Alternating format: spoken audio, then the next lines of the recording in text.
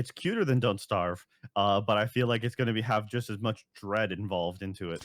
Oh, Um, there'll be dread. It's also going to be cozy.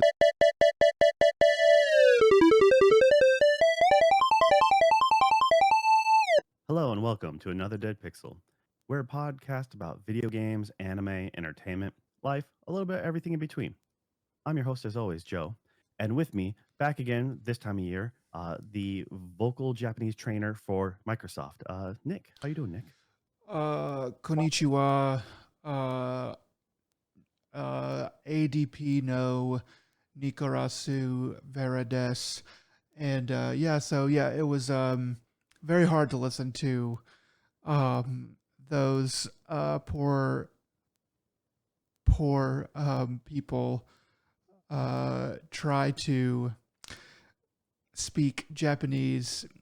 Um, it's they did a good job for not knowing any Japanese, um, but it was very stilted. It was pretty rough, and it kind of It was makes it was like literal. It's like, yeah, we're enunciating all the syllables with and having way too much pausing in between. And it's just like if you just had a little more fluidity behind it, I'm like, then it would sound much nicer. But it was very robotic, it's just like it cringed every time someone spoke. I'm like, oh, it's yeah. At least you're saying it. You're sounding right. Just sounding too darn slow. and it Um, makes it like whenever they do have English speakers in anime, and it's English being spoken by a Japanese person like phonetically, it's the same thing. Like it sounds just as bad to us when they do that in English as it does when we do that in Japanese.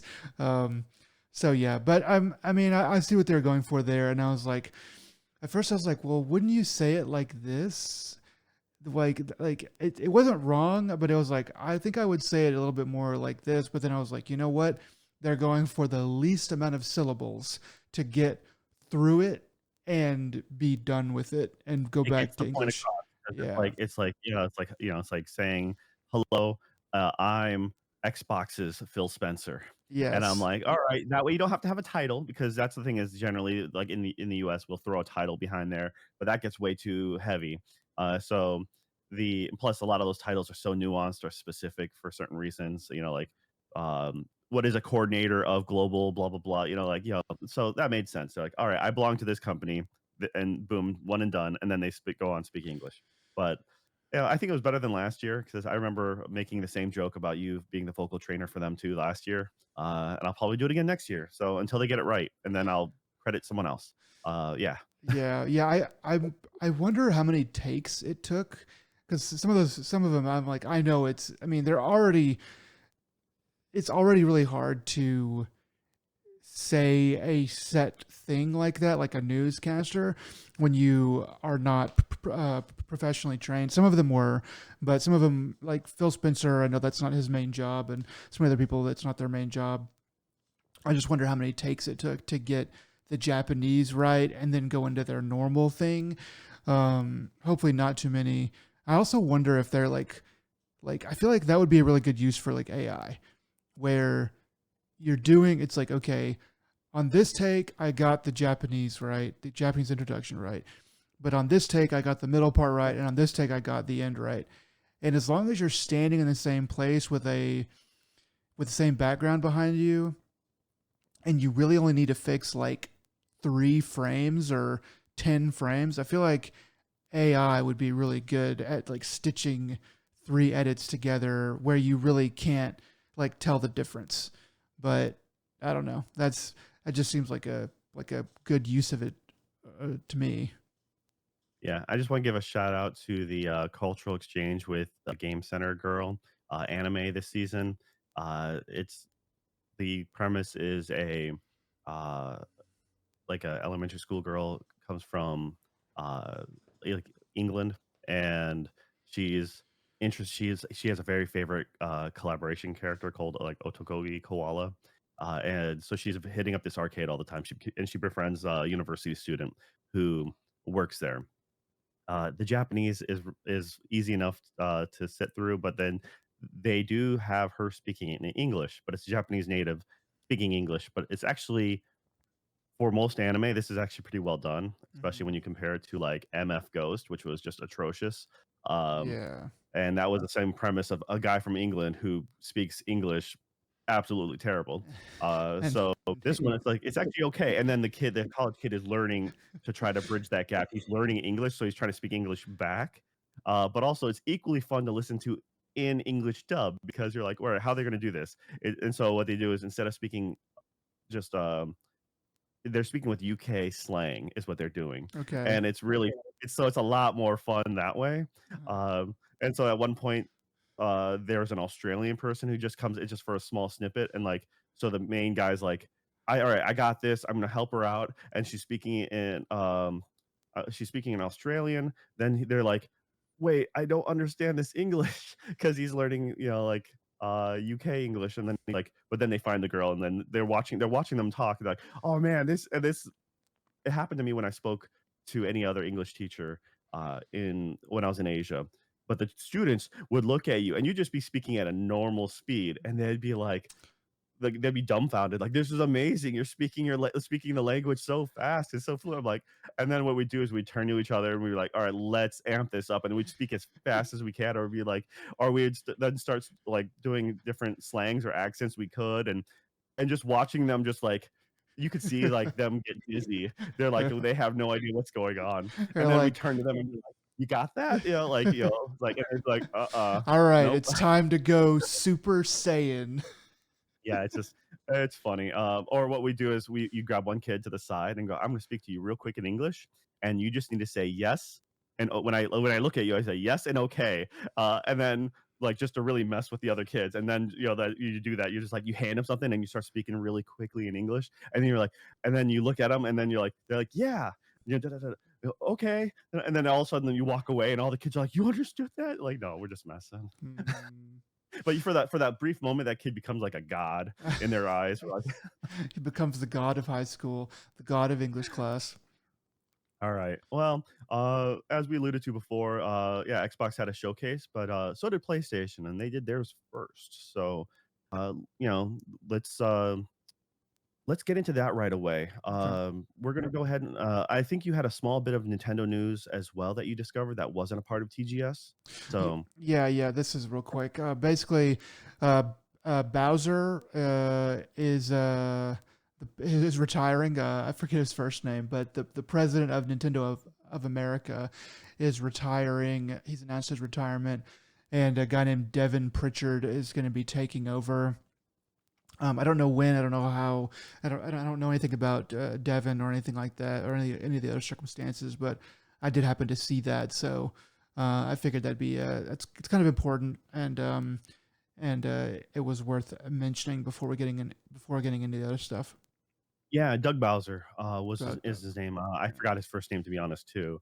And we were just talking about this beforehand. We're like, wait a minute, like he feels like he was barely in for anything. But we thought about it, like, well, he was in from like prior to COVID, right?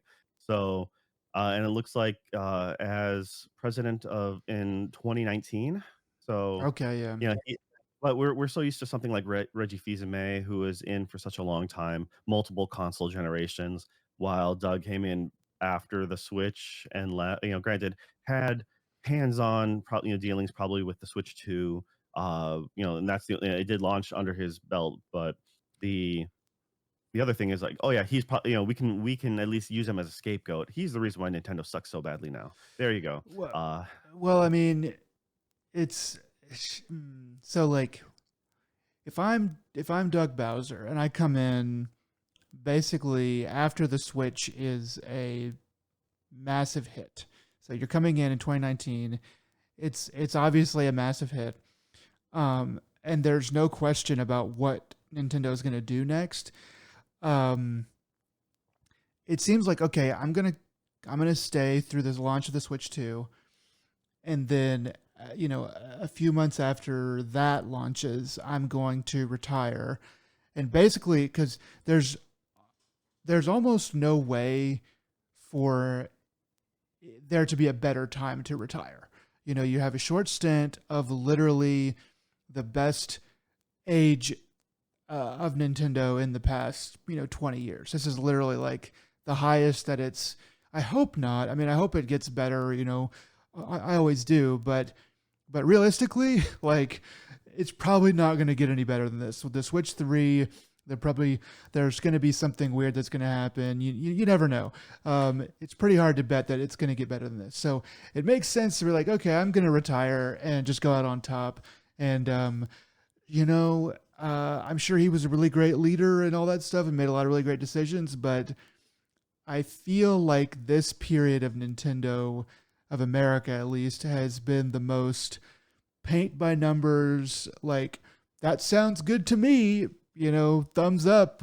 You guys got it. Go ahead and do it. Let me just sign the checks and sign the contracts. Age, more than any other time in Nintendo's history. To be fair, I think though, despite my joking around before, the idea is, they came in 2 years, like it says April, assumed office April 15 of 2019, so 2 years after Switch launch, roughly, not to the day, but close enough. And then, having to having COVID dropped in the middle of that, then having the supply chain and all those issues, the idea of, theoretically of having the Switch 2 supposed, or an upgrade to the Switch, come out way earlier, but then get stalled out, deferred. But also then having the weird sales spike because everyone's in lockdown. I mean, that must have been a different roller coaster that they weren't expecting necessarily. So I mean, Nintendo did really well there financially. The Switch has been one of the best things they've ever sold. So yeah, I mean, there wasn't much reason to change course in in the grand scheme of things. Everyone of course wanted the Switch 2 to come out earlier, but you know, logistics being whatever it was at the time. And yeah, it's like you're not it does no there's no benefit of staying extra long Yeah. with in the Switch 2. You might, and plus, like I said, you've now already hiked the prices. Profits are at all-time high because it's selling so well. I mean, and I mean, there's not enough games out there, but they're selling them at a premium cost. So good for you. And then you can bounce with your bonus, right? So yeah, I mean, a little bit of tongue in cheek there, but at the same time, I mean, hey, it's, you're right. It's like, it's, they weren't really there for revolution, like, in the development. They were just there to progress then to the next thing. yeah, I mean, it's kind of brilliant when you think about it. It is the best time. I mean, if I were him, I'd be like, look, it's not going to get any better than this. I may as well go out on top. All right, so now we had the state of play prior to. So this week is TGS going on right now as we're recording this. But Tokyo prior to Game that, Show. Yeah. yeah. So we have the state of play that happened, and I think it was like Wednesday, maybe. It's kind of hard to remember exactly off the top of my head anymore. But they had a lot of things announced. So why don't we start going through some of those games? Yeah, so we got about like 20 different things that they talked about here. Um, First up, they started with uh, Saros, which is it's like a third person action um, game. From what I understand, it is a rogue a roguelite and it seems like they are it seems like they're kind of making it a little bit easier on the roguelike sections, is what it sounds like. It's made by Housemark, which is, so this is a spiritual successor to Returnal. It's all the, so very much, if you've played Returnal or you've seen Returnal, like very much of that third person shoot 'em up. You can see the crazy bullet hell patterns coming at you. And one of the bigger twists in this one was, as you die, you're supposed to get stronger. So what does that mean exactly? They didn't really explain too much, but they did explain a lot of the certain game mechanics, you get a shield and Well, your dash and stuff like they that. called it a permanent progression system. So that had me that gave me pause because I was like, permanent progression, that just means that like no matter what I do, I'm always progressing. So that seems kind of easy to me, which there's a place, for that, but it kind of was like, I don't know if I really want permanent progression. I kind of want to earn a little bit of what I'm trying to do here, but yeah, I don't know. Like this game, like kind of some of the gameplay they showed, it I was a little bit intrigued by it, pretty intrigued by it whenever they announced it, however long ago, the first time. Um, what I'm seeing here, it doesn't really wow me. It seems it seems good, but it doesn't seem like something that I want to.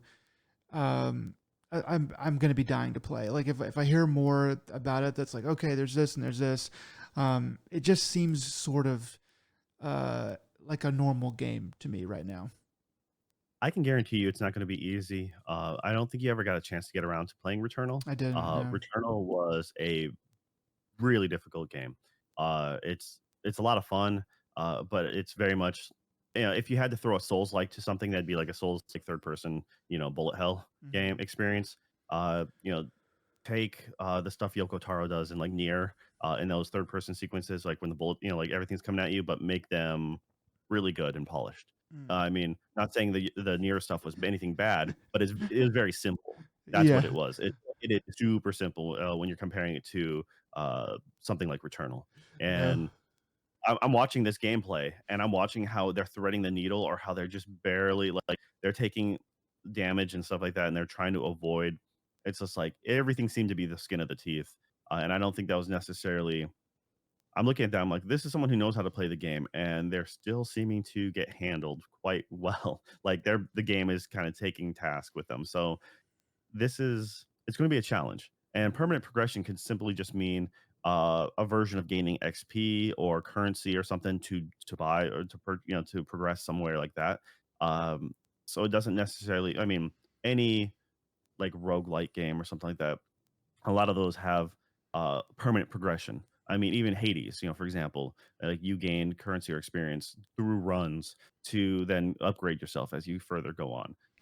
So just by saying permanent progression, it could mean a handful of different things. Yeah. So I really wouldn't take too lightly that, and I really do think it's going to be challenging as Get Out.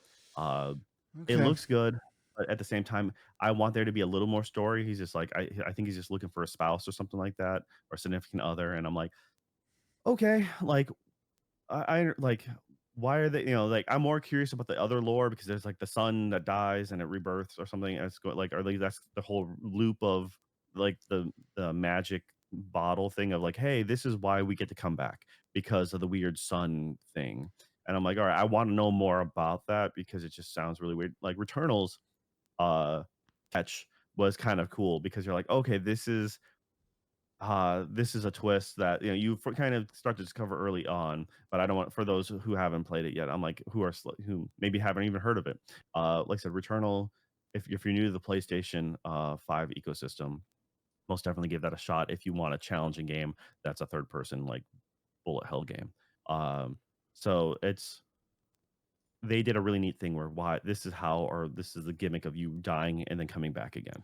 Um, like certain games will do that well, even as dumb as it is, the Mummy movie tie-in game to Tom Cruise's The Mummy that killed the whole MonsterVerse franchise. Hmm. They came out with that they came out with that little 2D Metroidvania game where you're just playing generic soldier A and essentially you're just a bunch of clone soldiers. And so every time you die, you're just a new person in the chain of command, and that explains why you get to continue the story. It's just That's stupid, but I'm like, hey, it gives you a reason why you can just die a bunch of times. yeah. So, all right.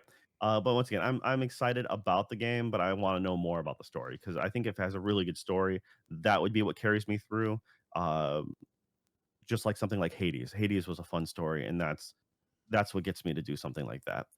Because if I want to bang my head against the wall, I want there to be some sort of driving story arc behind it. Yeah. All right. Yeah, so next up, they talked about Zero Parades for Dead Spies.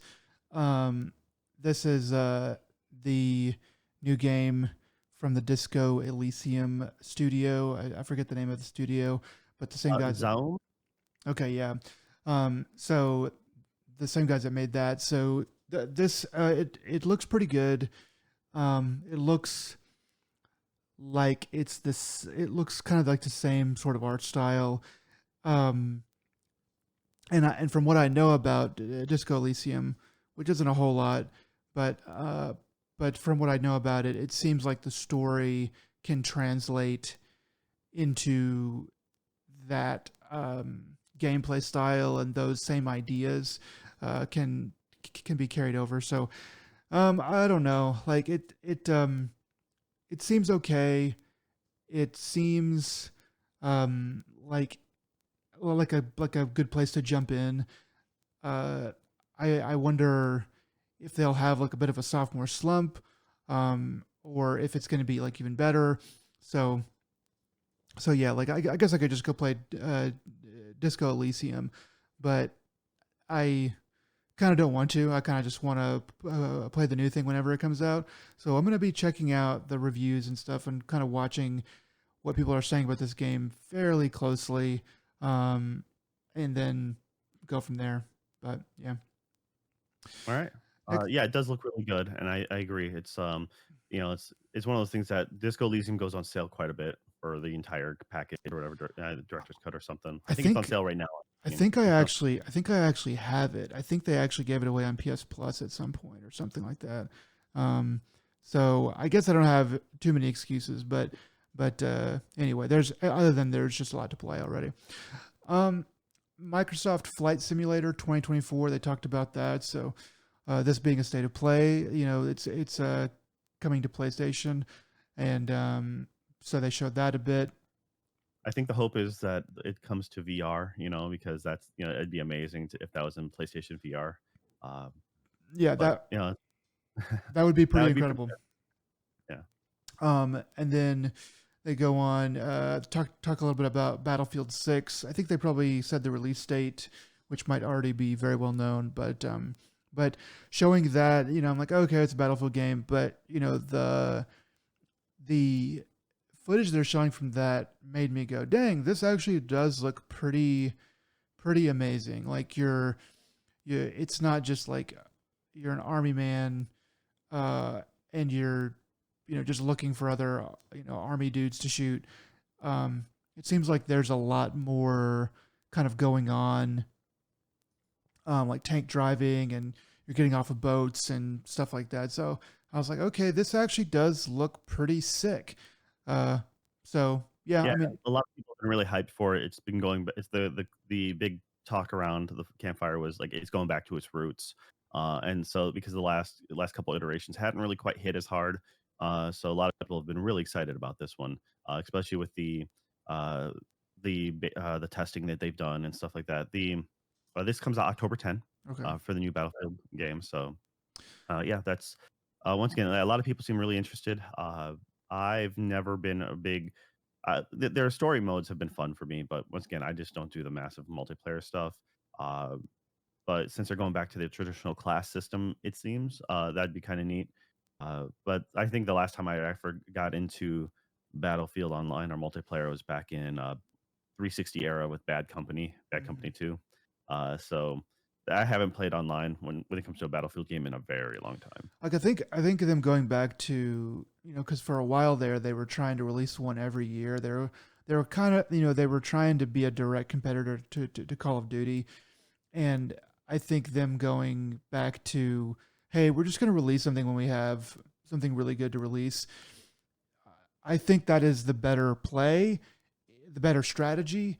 If it, whether or not it actually works, is completely up to how hard they've worked on it and how well they've done. But I think that is the better strategy. So, and by the look of this game, at least it has me more interested in this than I was, and more interested in this than I am in like a Call of Duty, which it's like, well, I'll just get the next one if I feel like, if I feel like playing it. So yeah, it looks pretty good. And then you had this next one highlighted. I think I might know why. I almost highlighted it myself. But yeah, would you like to talk about this next one? Yeah, all right. It's just they decided to remaster Deus Ex. So the original Deus Ex, one of the best PC games pretty much ever made, especially at the time.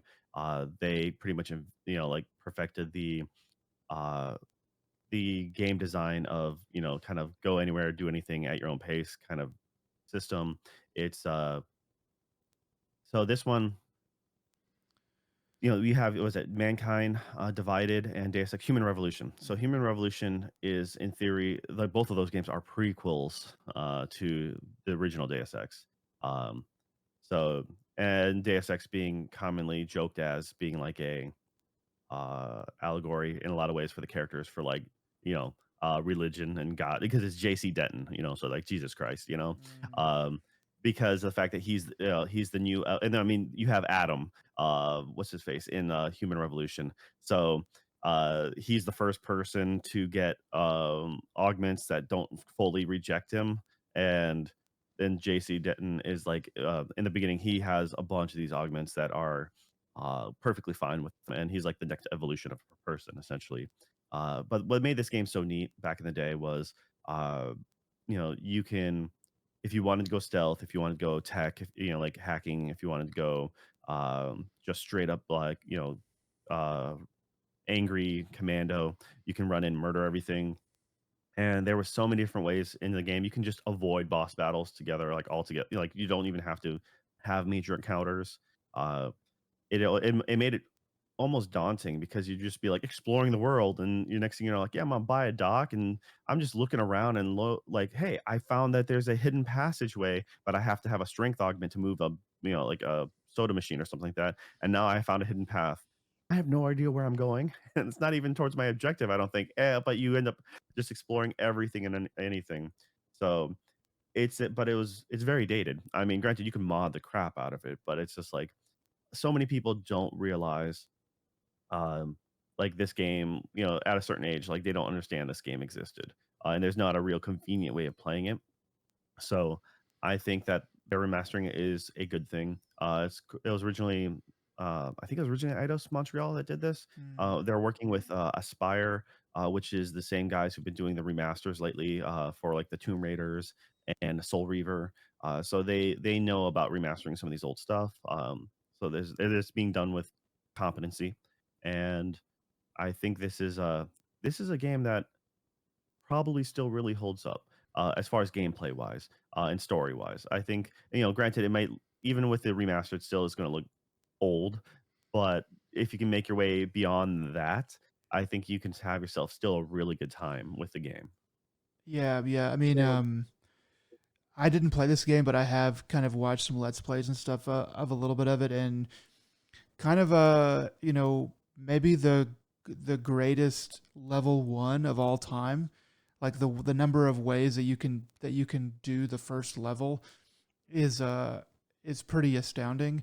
There's kind of like normal paths that they expect you to go, but then when you replay it, you can do all kinds of different things. There's all kinds of different back ways and just kind of like a very nice um, thing for the developers to do to create so much gameplay that a lot of people are never going to see. But diehard fans are going to really, really appreciate it. It's going to add to the lore of the game and stuff like that. I did happen to see an IGN article where people were dogging on this remaster. They were like, one guy said, he said, so they're updating the graphics from 2000 to 2005. And I was like, that's harsh. And it's probably a little bit better than that. But I kind of saw what he was talking about. So, some of of the upgrades and the things that they're remastering and changing don't look like that much of a change. I think it's kind of just the normal internet snark probably that's going off.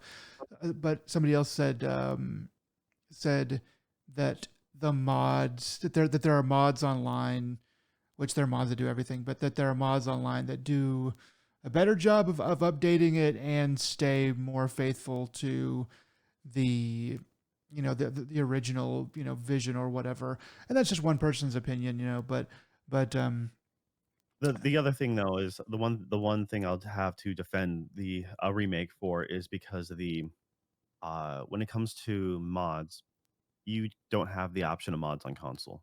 And that's the thing is chances are this is going to be coming to console because it's, Aspire doing it. So that, like I said, they did the Soul Reavers, they did the Tomb Raiders. So why wouldn't they make this available on consoles? And there's not a console way of playing it.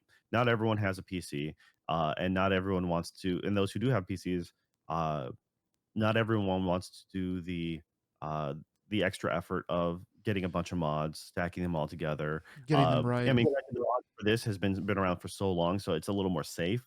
But like saying when you're modding a game that's fairly new, you then you run the risk of the Jenga, tower collapsing because like, oh, I added one too many mods, or this mod doesn't communicate with that, which breaks this and that. So granted, so if you are a fan of mods and you just have never tried this game out, yeah, it's you can get it relatively cheap, mod the crap out of the original, and have a good time with it as well. I haven't played this game in forever, but it's just funny because the moment the trailer started for this, I recognized it immediately from the opening menu music because it's the theme song that's playing is like literally the emblem, the logo of the game as it spins, and I just remember hearing that so much. It was one of the early. I happened to get into PC gaming roughly around the time this came out, so it was like my first like solid computer, and Mhm. I'm like, this game is, or maybe this game was already out, but at the same time, it's like it was recommended to me, and I really enjoyed the crap out of it. Like I said, I didn't understand what I was getting to. No one told me anything about it, so I just did what I do, and I explore every from like RPGs and stuff, and I explore every corner. And next thing I know, here I am crawling through an air vent. I'm like, I don't think I'm supposed to be getting into the building because the thing that they showed me was like the front door, and like traditionally, you murder the thing, get the key card, and go through the front door. But here I am crawling through an air vent, and I'm like, and then I figured out like, oh wait, if you can have a strength ability, you can then move some stuff around to like climb your way to a different area or something. And it had so many different options that I remember spending so much time just in that starting tutorial area, like level area, which is the Statue of Liberty. Um, and I just ended up replaying that quite a few times just to get my bearings. And I'm like, this game is wild. And then when moving along and just be like, okay, I can't do that for every segment. So just going forward and being like, there is so much I'm missing. I know I'm just gonna skip a bunch of stuff inadvertently. I want to see it all, but at the same time, it's just like I'm committed to this path, and it's almost daunting just to try to backtrack. Probably in hindsight, it wasn't as bad as it was, but like being the first time experiencing a game like this, um, yeah, it is truly something. It's like I said, it's a piece of legendary gaming where so many other games try to live up to this and try to do things like it, but very few have even come close. I would say the Deus Ex Human Revolution was really good, but when it first came out, like they did stealth really poorly. Because the bosses, the stealth was okay, but when it came to the bosses, you had to do the bosses. Um, with you had to fight them no matter what. So like, oh great, I spec for stealth, and here I am having to brute force my way through this boss. They later updated it, patched it through, where or like I think they came out with the director's cut where they reworked the bosses so you can like hack like computer terminals to gas them or something like that. Mhm. Also, Human Revolution was kind of broken if you went full violence and you just get the I forget it's like the Typhoon mod where like you shoot ball bearings, you become a human walking claymore, so just spec into that, walk into every boss and just explode, and then even like just every boss you turn into Swiss cheese. It was a really cheap way to play the game when you found out. Um, but yeah, it's just once again, it's the original is worth a look. Yes, it's not as like, it's not a Final Fantasy VII remake. Mm. But then again, I will take a lesser remake instead of telling me and making me wait for this game for like another decade. So Yeah. Yeah, I mean, anytime you get that, it's good, and you have a good point about it coming to PlayStation stuff where you don't really have mods and stuff like that. Um, it is good to give a lot of people a chance to play this for the first time. plus Uh, people can mod this game when it comes out, and then those mods will be that much better. So it's more fun. All yeah, right, yeah, enough talking about this one, but like I said, I'm excited about it. It's supposed to be coming out in February 5th, currently of 2026. February 5, So yeah. that's what it's like. Then next up, Halloween, the game. They're making a game about the movie Halloween. It's an asymmetric. set up to release in September of next year. So just before, Yeah, it seems. I mean, it's not Dead by Daylight, and I think you know, some. I think uh, Michael Myers has been in Dead by Daylight. I could be wrong. I would imagine he probably Yeah, has yes, been. he is. He's kind of OP as crap. Yeah. But Dead by Daylight plays differently. The big twist, because there's like also, I think this is the same team that did was it Friday the 13th? Hmm. I think that's the same team, anyways. Okay, makes sense. So the big thing with this is you're playing as if you play as the survivors, your goal is to rescue um people like quote unquote villagers and stuff. Right. Um so you can go and try to get other people to help extract them. Um and it didn't convince me that it's gonna be fun to play as the survivors because, you know, you're going against Mike Myers. It shows that you down him, and then he just pops back up, and then they show you start. One person can be Michael Myers, and then you're sitting there. The powers you get are kind of crazy. Hmm. You can move exceptionally fast and be remain in stealth while doing so, so that you could just pop up in front of You people, could which are like shadow it's move. pretty cool. Yeah, I'm like, that's that's gonna be great because they showed someone just rounding the corner and just getting shanked, and it's just like, yeah. uh, that'll be really fun for jump scares, but it's coming out next year, and, I might have been It's incorrect about the Friday the 13th team, so I might be I think I'm wrong about that, but it's anyways, it's kind of funny uh, because they are playing into the whole like sort of a joke with Michael Myers because with the first Halloween movie, it's like how is he here and then he's here. There's a it's they've kind of turned that silliness into a gameplay aspect, and it's kind of funny, but it also seems kind of cool. yeah, alright. Next up, they talk about the last epoch, which I don't really remember too much about. Um, and The there's a lot last of we talked, that was just that's a, it's an isometric style game, yeah, it is. in something in the vein of Diablo or something like it looked like just RPG. They spoke like I actually didn't know about this one, and they spoke like, "Oh yeah, like this, this game kind of." And I'm like, "No, no, I don't." Unfortunately, it looked neat, looked good, but at the same time, I just knew nothing about it. It sounds like a game I would have heard of. Actually, I mean, it does sound like something that I have heard of. But anyway, so they're talking about that a little bit, and then next up, the Seven Deadly Sins Origin. So this is a game based off of the Seven Deadly Sins anime. It looks pretty. It looks very, you know, current gen and nice and bright and stuff like that. I don't really know any too much more about it, but looks like it will be a game. And if you're really into Seven Deadly Sins, which is a different conversation, Do um, not, do not watch that anime. It's that's Joe, that is up to people whether or not they, No, people. they should be warned. People should be warned that, especially after season 1 or whatever, it's just there's no so I think it's supposed to be its own the one thing I'll give to this is it's supposed to be its own original story. Yeah. Um, and I Okay. think it's supposed to be in the most current setting of Seven Deadly Sins, so it looks like it's supposed to be like the Descendants, kind of deal, except for the few characters who are more or less It, immortal slash or age defining. Joe, if people want to dress up in furry costumes and go to conventions, or if they want to watch the Seven Deadly Sins, or if they want to play the game, it's completely up to them. And that's just, There are so many better Seven Deadly Sins anime that aren't that garbage thing that we're talking about this franchise, okay? That's all I gotta say. I mean, and I don't shame furries. I shame people who play Seven Deadly Sins. Okay, there you go. uh, those Venn diagrams do not cross. So next up is Sonic Racing Cross Worlds. They got Mega Man in this one. I'm sure they have some other characters. Looks pretty. That Um, that was the big thing is they announced the new drop of Mega Man and Proto Man and the new map. So that was like the big thing announcement.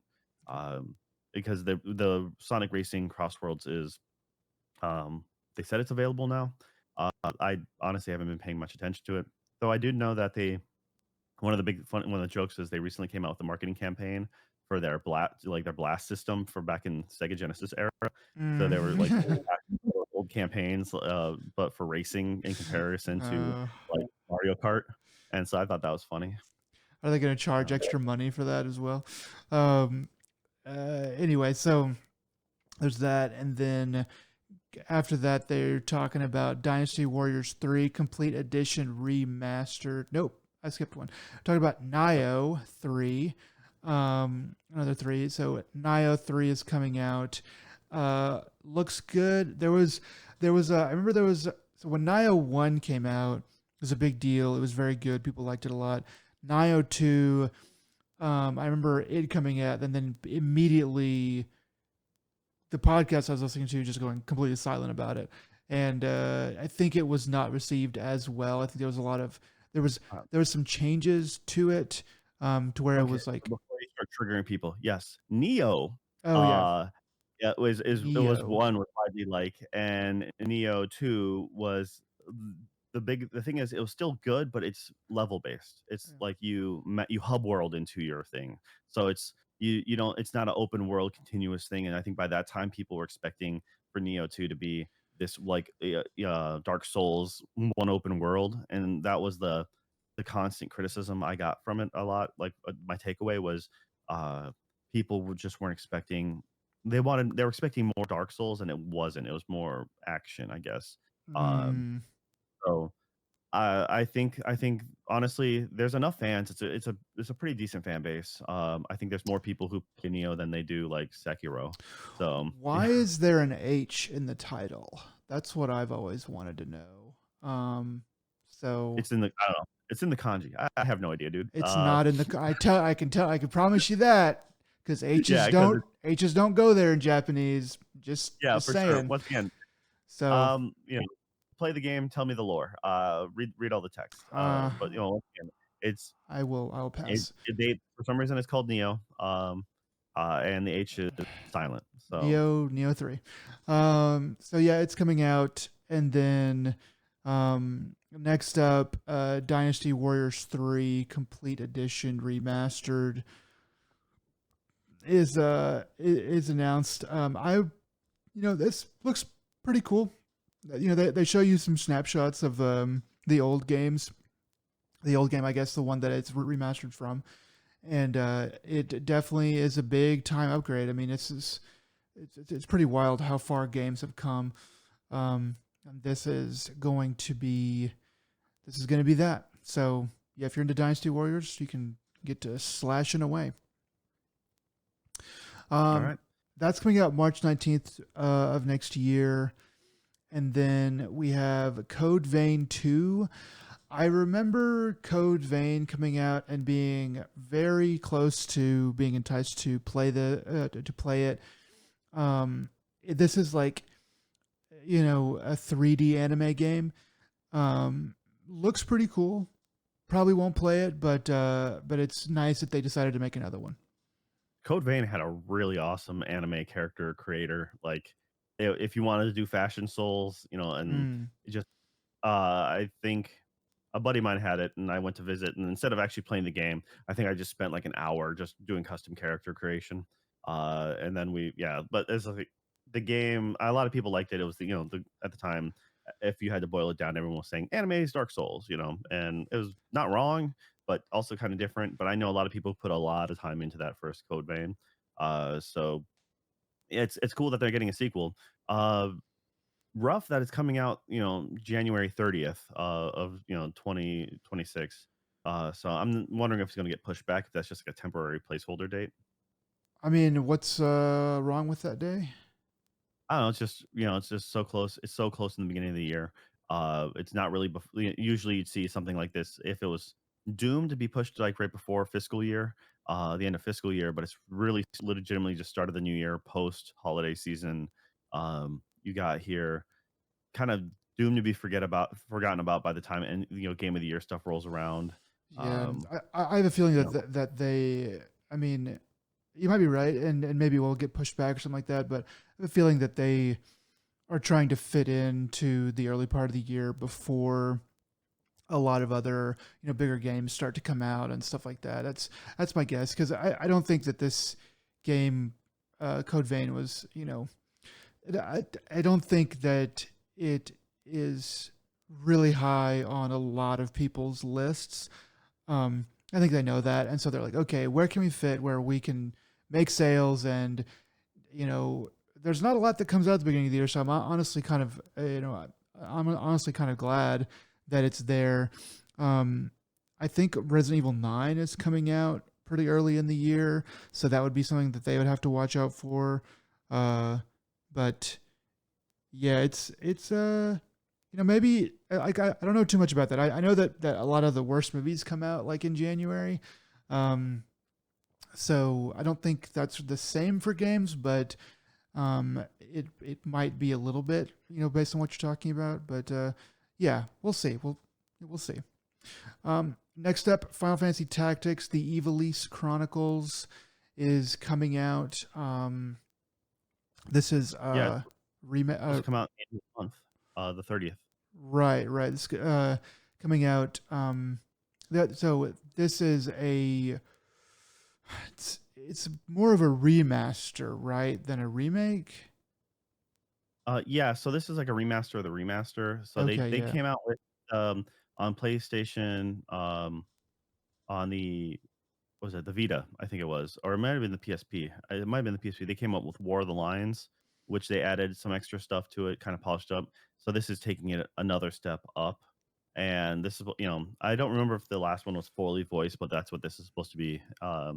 And I think they're supposed to be like one of the jokes of the whole Final Fantasy Tactics was you can get Cloud in it through a sequence of stuff. You can literally teleport Cloud from Final Fantasy 7 Okay. because this is the game that came out like immediately after 7, if I remember. It's been a long time. Um, and this is one of the like this and was it Vandal Hearts, I think, and a few like there's one of it's like there's very few tactics games at the time, Ogre Battles, so this kind Ogre of Battle. was the hallmark. The original Final Fantasy Tactics, one of the best tactics games, still holds up a lot, and to have them redo this. And what they did is now they took Cloud. Apparently they've changed it so you can get Cloud earlier because in the original game, by the time you get him, he starts out as level one nobody character, and everyone else is pretty much end game. Yeah, And you're like, there's no point in playing with him. You just collected him because you wanted to collect him. Got to have them all. because you could. So Yeah. and it's a completionist thing. I'm curious what I haven't looked too much into it 'cause more or less uh, I just don't have the time to play the tactics game.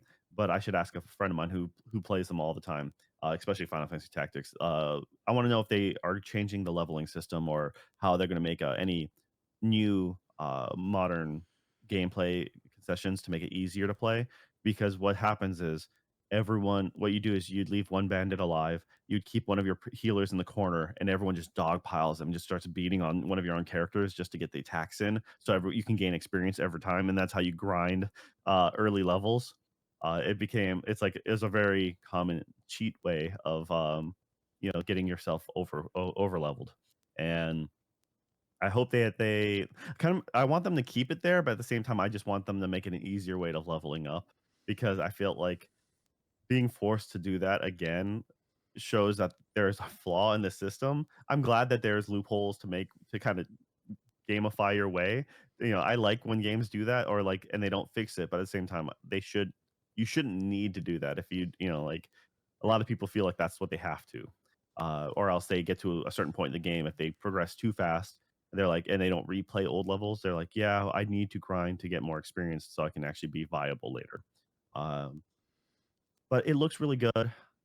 I kinda wish they updated character models, like, this one a few times where I'm like, "Yeah, up the character models because it was always, weird that, "Hey, where are their noses? They have no noses." Um, Mm, and, I think you can do better character sprites, but these at the same time, these still look really well done, and the artwork is still beautiful as always. So it's exciting, for those who haven't played, this is probably one of the best tactics games to play. So if you never played one, or if the closest thing you ever touched was something like Into the Breach, was like Tactics Light or something like that. I mean, this is if there wouldn't be a was it a War Groove for the Switch, or there wouldn't be a the the Nintendo Army one, and I'm drawing a blank on it now. Uh, What is that called? Tactics Yeah. Wars, yeah, Tactics Wars, right? Or um, shoot, yeah. The anyways, you wouldn't have gotten a lot of those tactics games if it weren't for Final Fantasy Tactics being such a great game.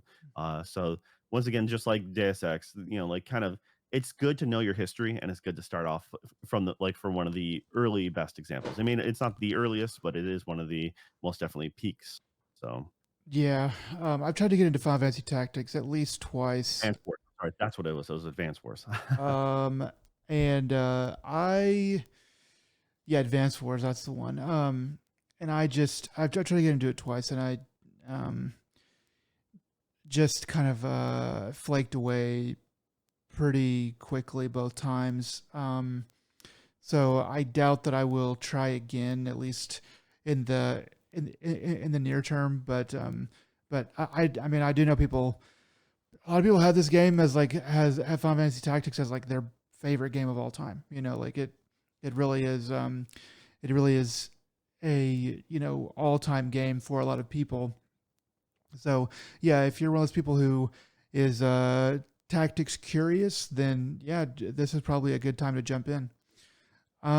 Next up, Let It Die Inferno. So this is I don't I guess this is the next game from the Let It Die people.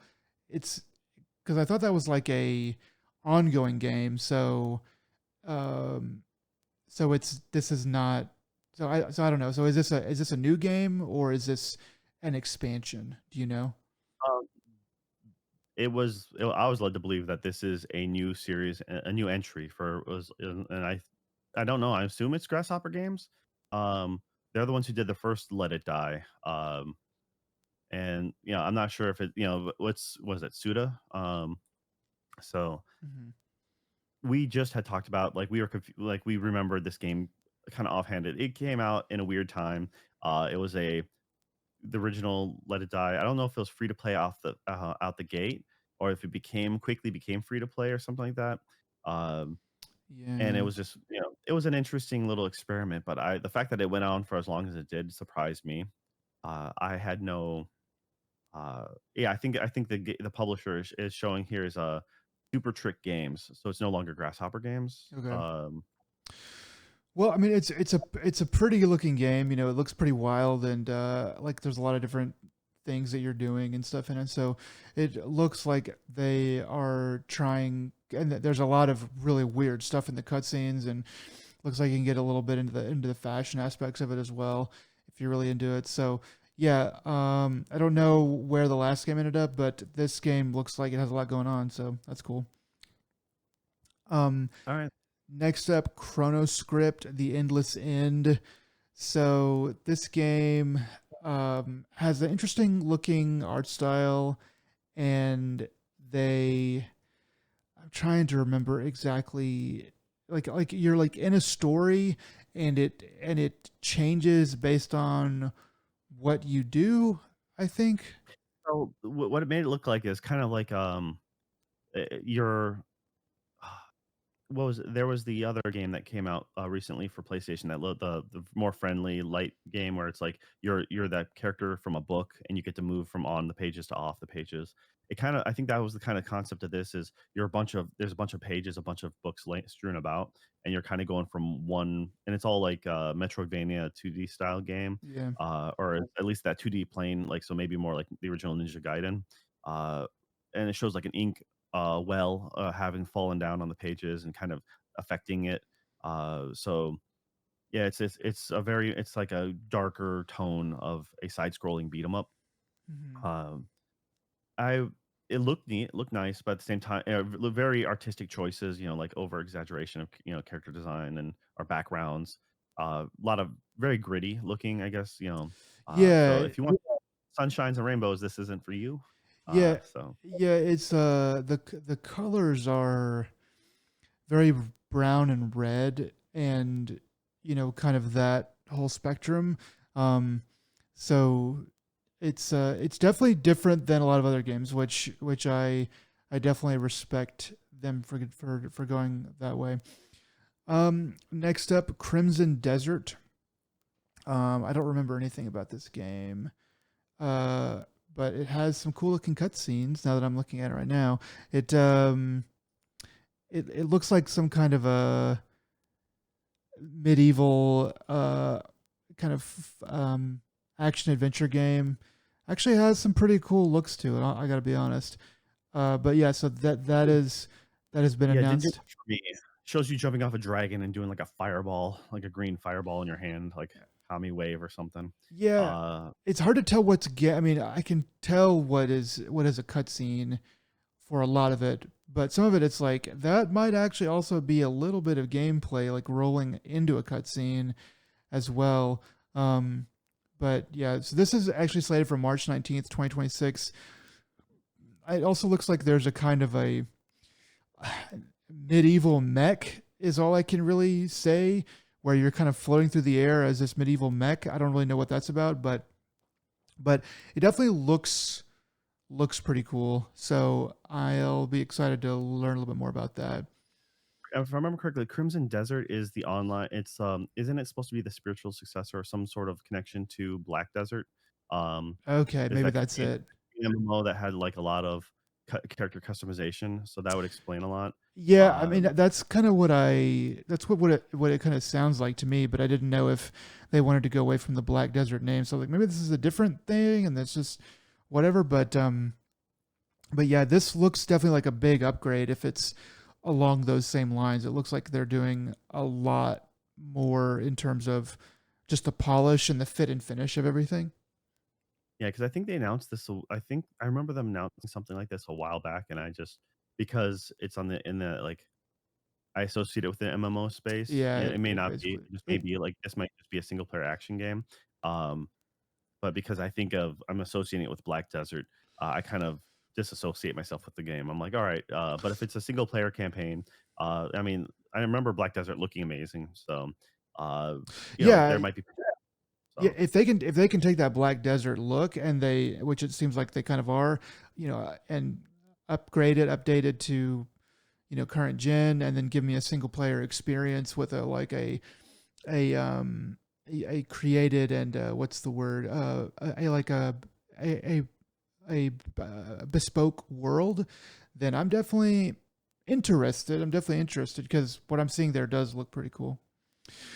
Yeah. Um, Next up, the Pulse Elevate wireless speakers from Sony. Um, and so these look pretty nice, and they fit into your PC if you want, and they actually also work with your PlayStation Portal, which made me go, okay, I kind of see what they're trying to do here. They're trying to kind of build a little home away from home for your PlayStation, so you don't have to play with headphones if you don't want to. You can get some good sound with these. But I was pointing this out to you last night that they have a little performance mode where you can lean these speakers back at about like a 30-degree angle. And I was like, whoa, look at that. They're like little hot rods just jetting around. Um, so I mean, I just, I don't know. To me, it just tickles me. It's just like, how, like, what is that really doing for you to turn it at a slight angle like that? I mean, okay, but yeah. So So yeah, go it's ahead, one of Joe. those things. It's one of those things that I'm kind of curious. The wireless. So it's kind of rare to get wireless speakers. Like that are you know. So they're probably going to. I don't think they mentioned the price. If it's anything like because this is under the Pulse branding. So like the Pulse heads, the Pulse Elite, and then I forget what their earbuds are. They're going to probably go for a premium cost. Oh yeah, I But if they figured. do the uh cheaper, wireless systems usually only run in mono.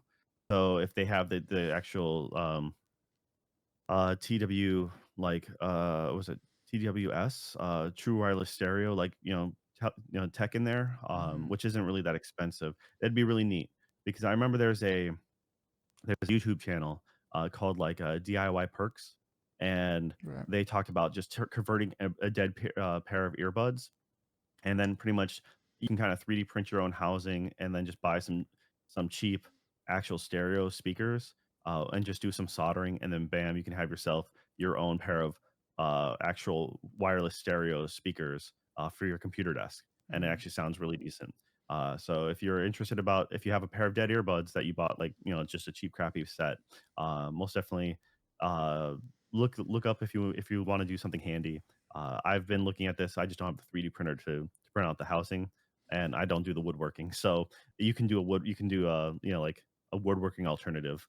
But there's the guy's done some neat stuff when in his channel, like making like crazy PlayStations or making his own microphone and stuff like that. Uh, but when it comes to so it kind of I happened to see this video a few months back when I saw these wireless speakers. It just triggered that for me. I'm like, oh yeah, okay. So it's neat. The one of the things I saw is like, "Oh, great, charging base included." Mm. That's nice because in this day and age, you're not guaranteed to get the actual charging base that you need. Like instead of I can see them being like, "No, no, we'll give you instead of a nice dock you can set it on, you're just gonna have to plug it in wired through the back or something like that and just deal with it like a plebe." But actually having the dock that rocks backwards, I mean, that makes sense. So, Yeah, I just don't understand the rocking backwards. Okay. Um, so there's that, and then a couple of little things here. Gran Turismo 7 Spec 3. There's an update for that they talked about. So if you're in a Gran Turismo, you can enjoy that. And then yeah. there's God of War limited edition DualSense controller that's coming out. So it's like a white controller, but it has like a red stripe on the right side, and a couple of little things. So it's like, okay, that's a nice little nod to that being a big franchise. Um, Yep, and then the last thing for the showcase, right? and the last thing for the showcase, the showstopper, as it were, is they revealed, in a bigger way than they had before, Marvel's Wolverine, and showed a longer trailer for it, little bit of gameplay. You're not really seeing anything in the HUD, or the UI, but there's a little bit of gameplay in there that you can tell, and then some cinematics. And then after that initial trailer, they go in and they talk about um, a lot of the like some of the makings of it and kind of what they did and stuff like that. And yeah, so yeah, what did you think of Marvel's Wolverine, Joe? I all right. So this is Insomniac Games, same guys who do the Marvel Spider-Man, and they've always done really solid open world stuff. This was leaked. They had a big data leak a handful of years ago, and this was on the docket. I think it was on the docket before Spider-Man 2 was released, so we everyone knew it was underway. Um, I think it looks good. It hit me like when first time you see uh, the original X-Men movies, from was it the early 2000s or whatever, when you saw X-Men 2. So when Hugh Jackman's Wolverine jumps off the second floor banister and just stabs the two was that strike soldiers or whatever, like but stabs the two soldiers and you're like, "Oh, wow, okay, we're going more mature now. That's great." And in this case, you see someone get uppercutted in the chin with with the claws going through the head. I'm like, "Yep, all right, we're going there. Awesome. Not just a And then uh ripped in half. yeah. So I mean he stabs a lot of people. I mean that's on point for Wolverine. So yeah, it's going you can see like the finishing moves or like the combo like you what I assume is you build your combo meter and then because some of the sequences is just like a flurry of punches and like a big uppercut or takeaway final hit and very similar to some of the canned animation powers moves you can see in Spider-Man. Mhm. So that when I saw this, I felt that all right, this is more or less true to form to that gameplay. They showed a couple enemies. They showed a real quick. I'm pretty sure it was Omega Red, because it was like it showed him like big dude, red outfit, white hair, and then like tentacle. Like it looked like two tentacles. So I'm like, I'm pretty sure that's Omega Yeah. Red if I remember correctly. And they show Mystique for a hot moment, like just morphing from a soldier to someone else. Uh, you're gonna get a handful of outfits. You get your traditional outfit. You got looks like a cowboy outfit, stuff like that, and just like normal jacket. You got a lot of spectacle set pieces. It's I'm curious if it's going to be a more of a linear based game or if it's going to be open world still. I think ideally the mix between the two, like you have a linear stage progression, but like a little quasi open map makes the most sense because Mhm. you can't really do open world with Wolverine too well. Like Spider-Man, you can obviously because the movement alone is like half the reason why you play it. Unless if you're just going to be like Logan's not going to just be jacking cars, like GTA style. Mhm. And you unless if you can somehow make a MacGuffin reason for like you can summon his motorcycle anywhere you want on the map. So I think it has to be more level progression. But obviously, I think or I think it'd be ideal if you can come at it maybe from different angles instead of just like the one narrow path. But by doing that, like, or making a more linear game, I'm like, that's a risky move for kind of, I don't know, the longevity or the playability of the game. Mhm. Because, open world games, you can literally throw as much stuff in it as you want, and people can choose to ignore that or they can do the full gambit.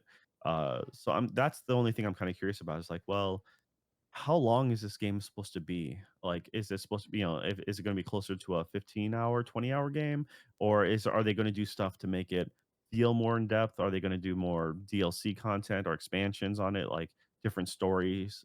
Because if it's linear, then you can just here's another adventure for Logan, so Yeah, I don't know. From the gameplay, it's really that they show. It's really hard to tell because they don't really show very much. I would imagine that it's going to be um, quasi open world, kind of like you said. I think that they said that you're going to be traveling to several different destinations in yeah, the story, which would mean that you're not just like I mean, like I didn't play Spider Man, but from what I understand, Spider Man like it all takes place in an open sandbox of New York City. So that's like it's like all there. But this, it's like if you're in Brazil and then you're Japan and then you're in like Europe or something like that. It's like well, this whole area like Europe is like open, or like Britain or France or whatever is open, and then when you go to Brazil, then like Sao Paulo is like an open area. So I think that might be like that's kind of a tall order because when you make one city and you have that just be the whole sandbox, um there's a lot of stuff that gets made specifically for this area, for that area, but the style is the same in a lot of ways. And it's a lot of copy paste and plug and chug, and then small changes.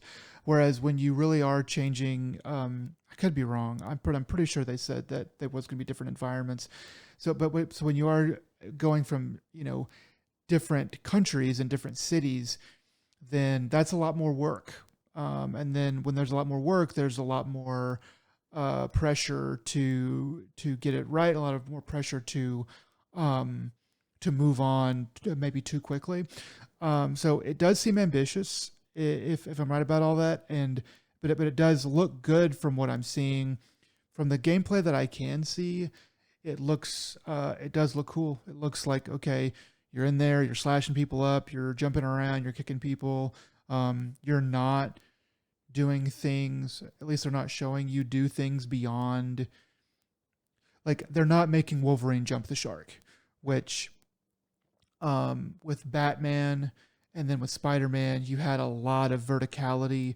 With Wolverine, there shouldn't be as much built in verticality. So I'm really interested to see how they're going to handle that.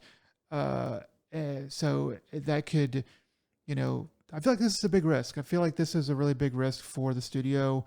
And I think they can handle it. I think it's a good risk. I think it's a really good character to put their IP on, or character IP to put their name on. But yeah, it's it has me intrigued. It has me intrigued. So yeah, because the last decent, or I can't remember if it's the last Wolverine game in general, but I know that they made in '09 they made the Wolverine Origins game, but Okay.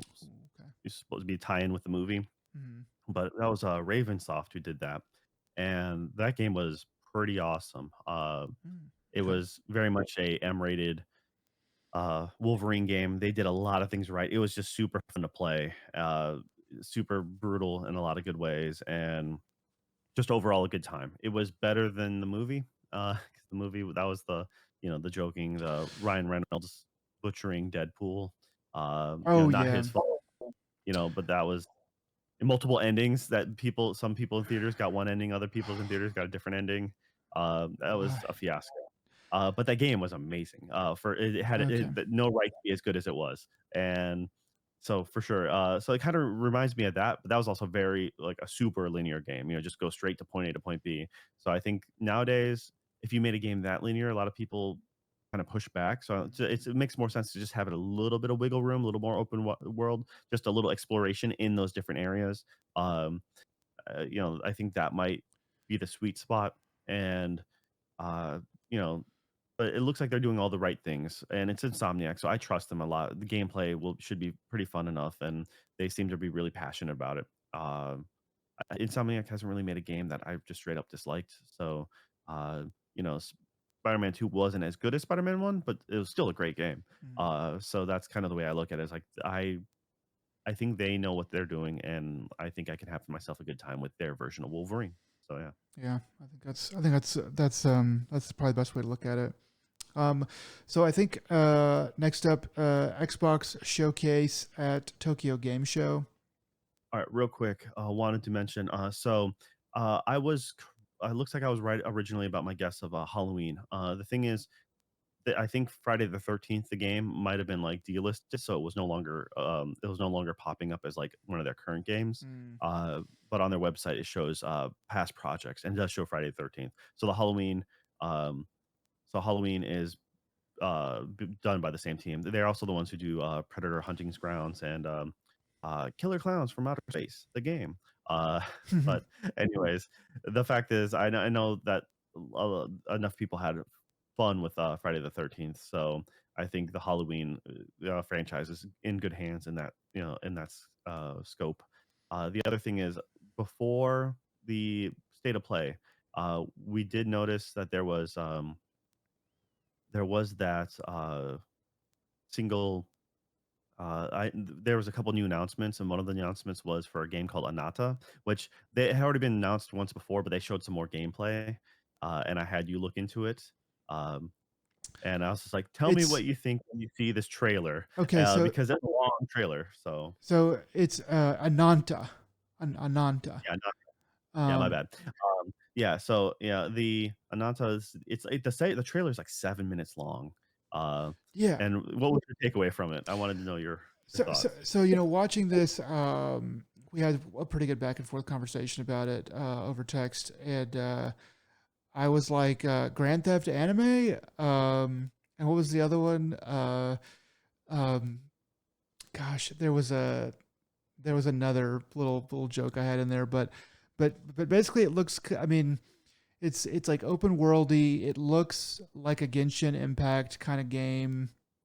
Um, in terms of like style, I guess it's set in a modern-ish, futuristic-ish city, and you're just kind of running around like an anime, like with an anime character doing all kinds of like GTA type stuff. It looks really pretty.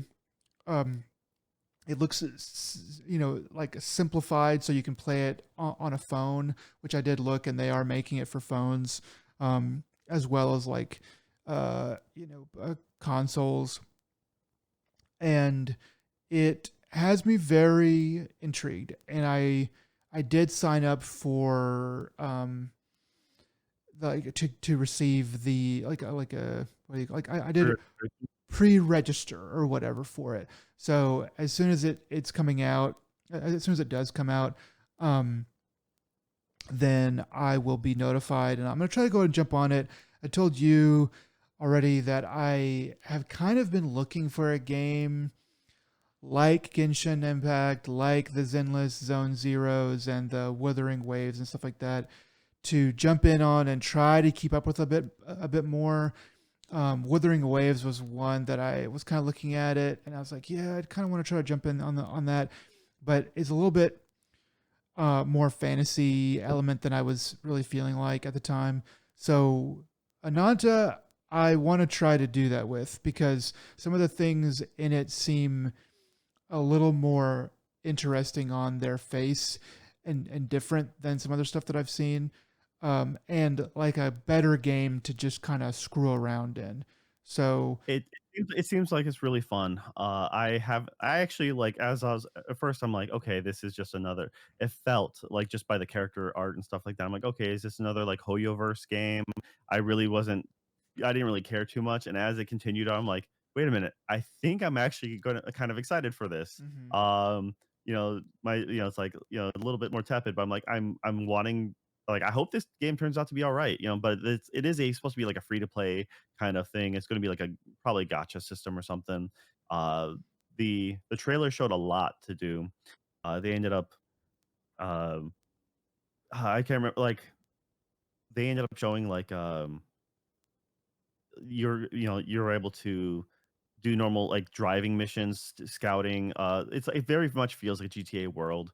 Uh, like you're taking sniper shots. I'm curious if they're gonna keep the mosaic like as the Mm. headshots happen. It's just like it's all blurred. I'm like that's kind of funny if they do, but at the same time, it's just like no, I kind of want the M-rated GTA anime version of this game. Yeah, can I turn it off? Yeah, that's kind of what I want to But know. like I said, if it's supposed to be for everybody, then I can see them why they tone it down. The I saw a different trailer for it as well, where I was wondering because at first you're like, wait, does that dude have the Venom whip?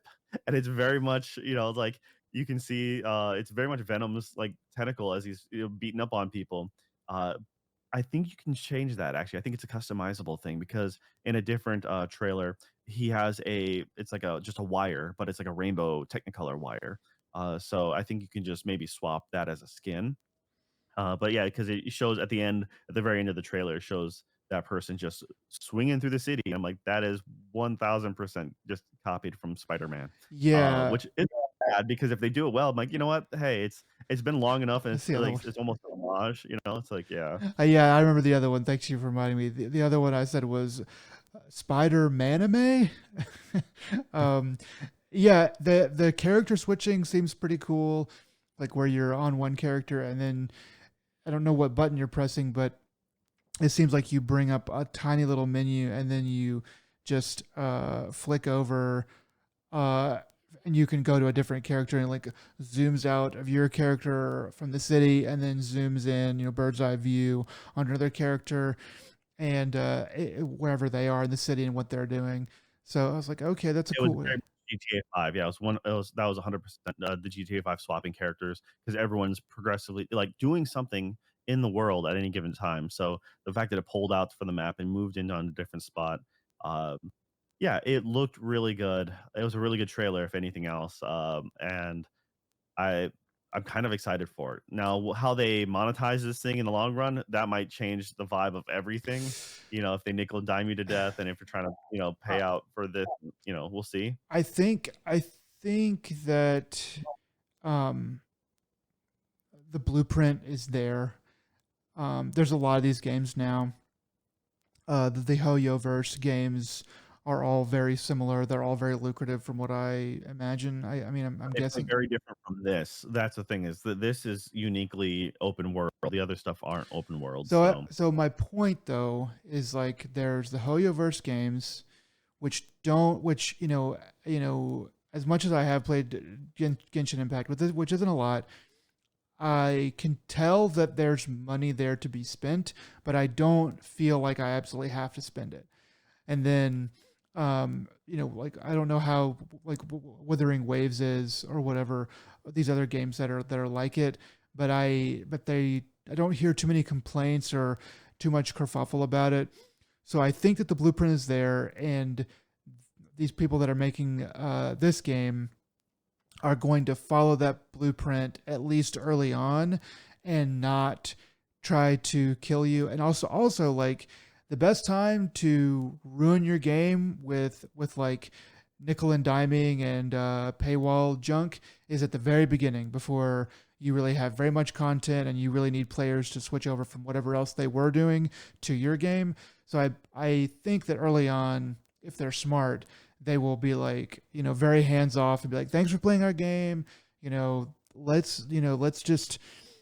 Let's just have fun here, and we'll nickel and dime you later. So that's another reason why I want to get in on it earlier, is so I can be uh be one of the people that they roll out the red carpet for, maybe get a little bit of advantage.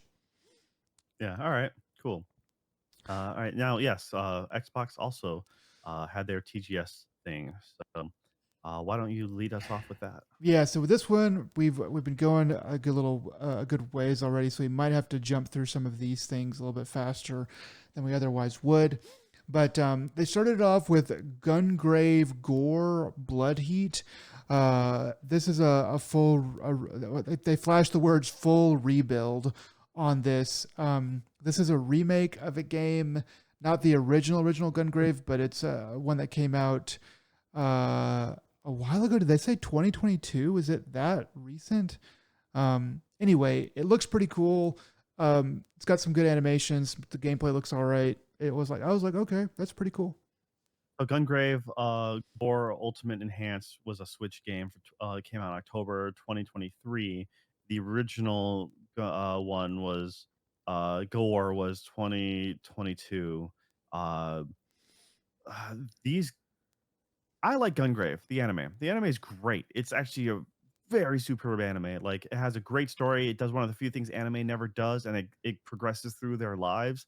People age, like time moves on, which is, and it's like it's an Mm, epic story. It's really solid. Especially when I saw it when I was younger. So I have a very strong fondness for the Gungrave series. Saying that, their games are generally trash, like super bad. Like, mm, it's on paper should be freaking cool.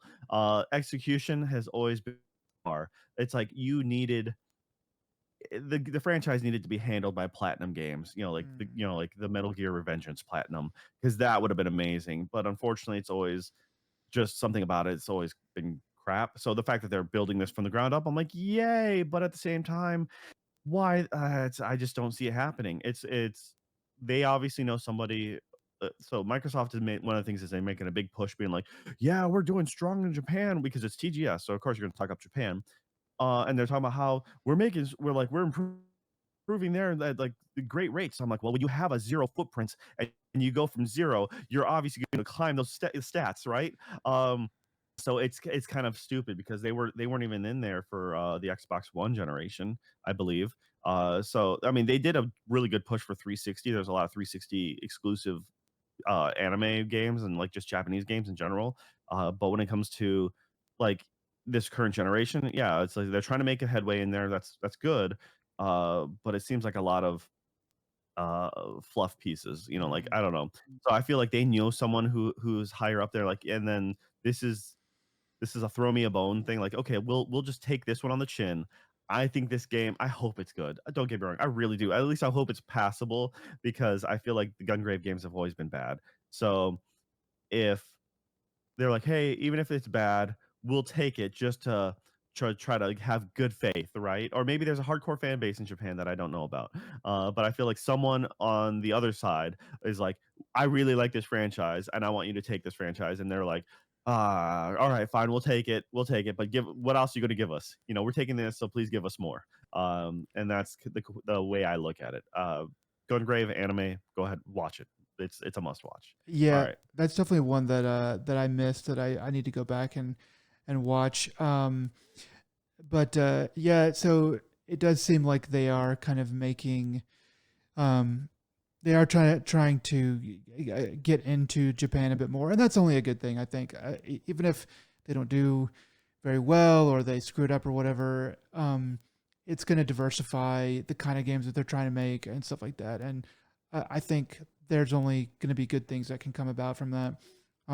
So yeah, I hope this game is good. It doesn't look bad, but it could be. It very well could be. So them going out of their way to do a quote full rebuild of this um makes me think that they at least believe in it a little bit. So we'll see. We'll see. Next up, they talk about 007 First Light, which we've known about the release date, but I wanted to go ahead and say it again here. March 27th, 2036. Sorry, I have that written down wrong. March 27th, 2026.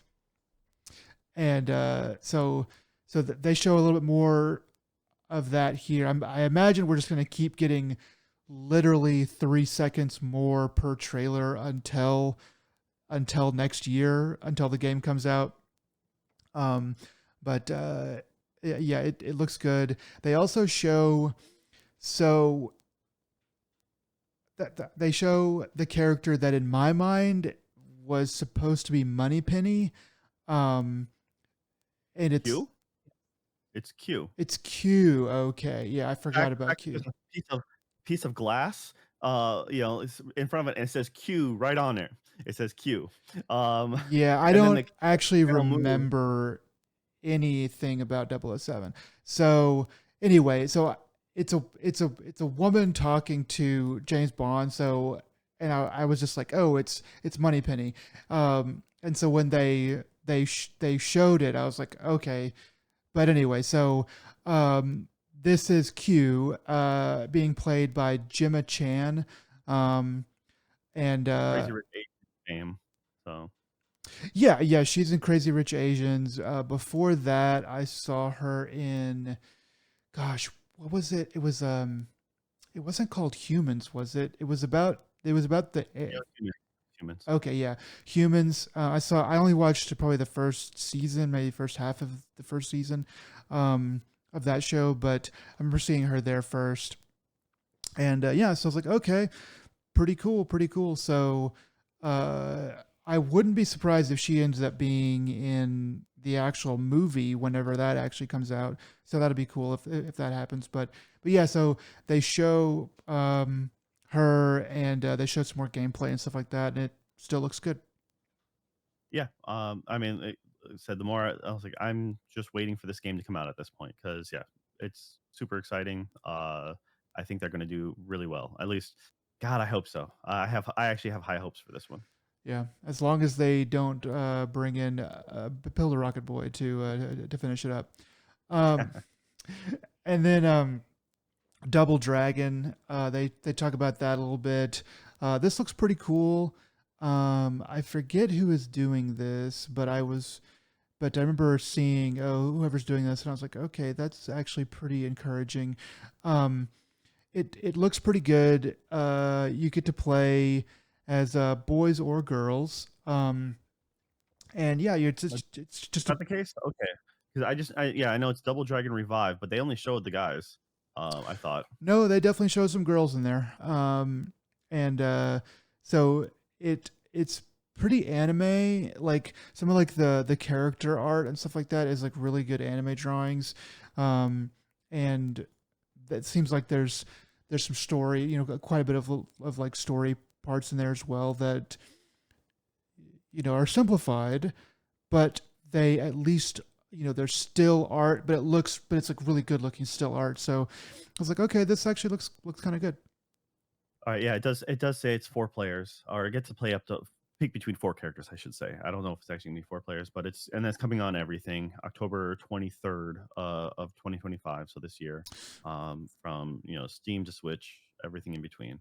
Okay, this might be a you and me game then. That'd be fun. Um, and then so yeah, so that's coming out pretty soon. And then they go on to talk about Fatal Frame 2 Crimson Butterfly remake. Um, I've never played any of the Fatal Frame games, but I've always wanted to. And this game looks like did um, they did their best to remake it and revise it and upgrade it and all that stuff. And I mean, they're it's a bit of a used car sales pitch here. I recognize that, but I do feel like it's pretty heartfelt, sort of the things that the I guess this is the director or one of the creators is coming on here saying, he's like, we did this, and we upgraded that, and we're using this engine, and then we made this little adjustment that we wanted to, like for example, like it's you and you're like rescuing your sister.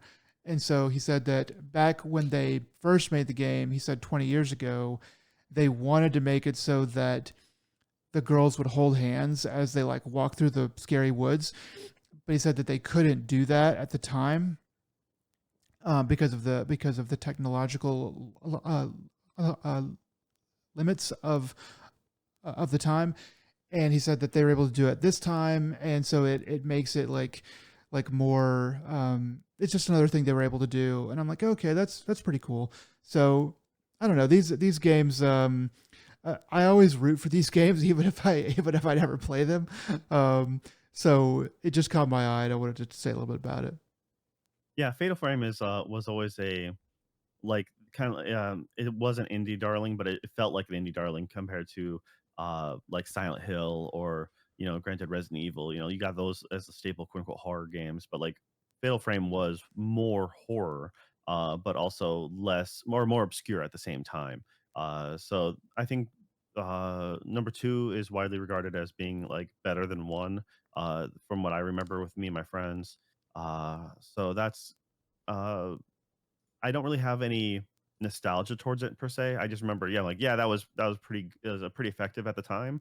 Um, it's I think now it would be the best time as any to come back with a remake, especially when you're doing like Final Fantasy, or not Final Silent Hill. I'm sorry, Silent Hill F. I don't know why I said Final Fantasy. I saw the F. My brain thought the F, and it went with Final Fantasy right off the gate. Yeah, Um, Silent Hill, so Final Fantasy.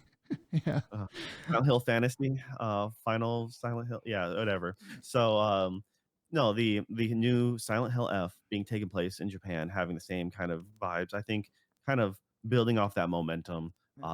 Plus with the Silent Hill 2 remake being so well received, I think a lot of people won't know anything about Fatal Frame, and I think this might be a good jumping on point as well. Yeah, I also won't get around to playing it, but I do hope that other people get the chance. And I think a game like this would be kind of awesome. If it, like I guess I mean, you kind of have this in for Madison VR, but like I was just thinking like Fatal Frame in VR would be pretty fun. But then again, you have some other things that do it similar. yeah. So Oh, I did see. It's they are working with Team Ninja to do this remake, and so you can kind of tell that it looks it looks really nice. It the like the environments and stuff are really upgraded, and there's some ray tracing and stuff going on that looks really cool. So anyway, that's what I was trying to think of earlier.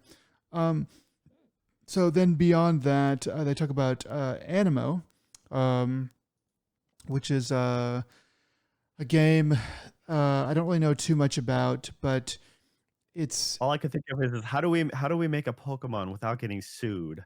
So yeah, that's kind of or like let's make the new Pal World, but like different. So I showed like a little creature with a sword, showed them flying a little more, like because right now Nintendo is trying to patent anything they can with the whole Pokemon, summoning from a sphere and all this. So like you have to find new loopholes and uh so this is just looks like their version of a new Pokemon adjacent game. yeah. I saw a snip of an article a while ago that said that there was an IP lawyer who was like, "There's it's crazy that Nintendo was able to get a patent on basically the a game with where a creature comes out of a ball. Like they were basically saying that is way too general, but at the time, no one really thought anything about it. I guess so. I thought that was funny. But yeah, so Animo, still going to be coming out pretty soon, and then Sudden Strike 5. They showed looks like some gameplay of this, I guess it's a real time strategy. I don't really know anything about Sudden Strike, but it looks cool. It looks nice. A lot of explosions and kind of like bird's eye view tactics and stuff like that. So looks pretty cool. I don't really know exactly how to play it, but it looks good. Yeah, Sunstrike games have been around for a while. I'm pretty sure I've gotten some for free on my computer just for one reason or another. Uh, but they've always been kind of well received. It has that niche that it's cool that they're still making these games for the people who like them. I It's one of those things that like I just don't have the time to learn a whole new game and dive deep into it. But it's cool that they're still doing their thing. Yeah. Next up, they talk a little bit about Fallout 76, and they show. Well, they're talking about some of the camp building changes and upgrades to that. They thank people for playing and stuff like that.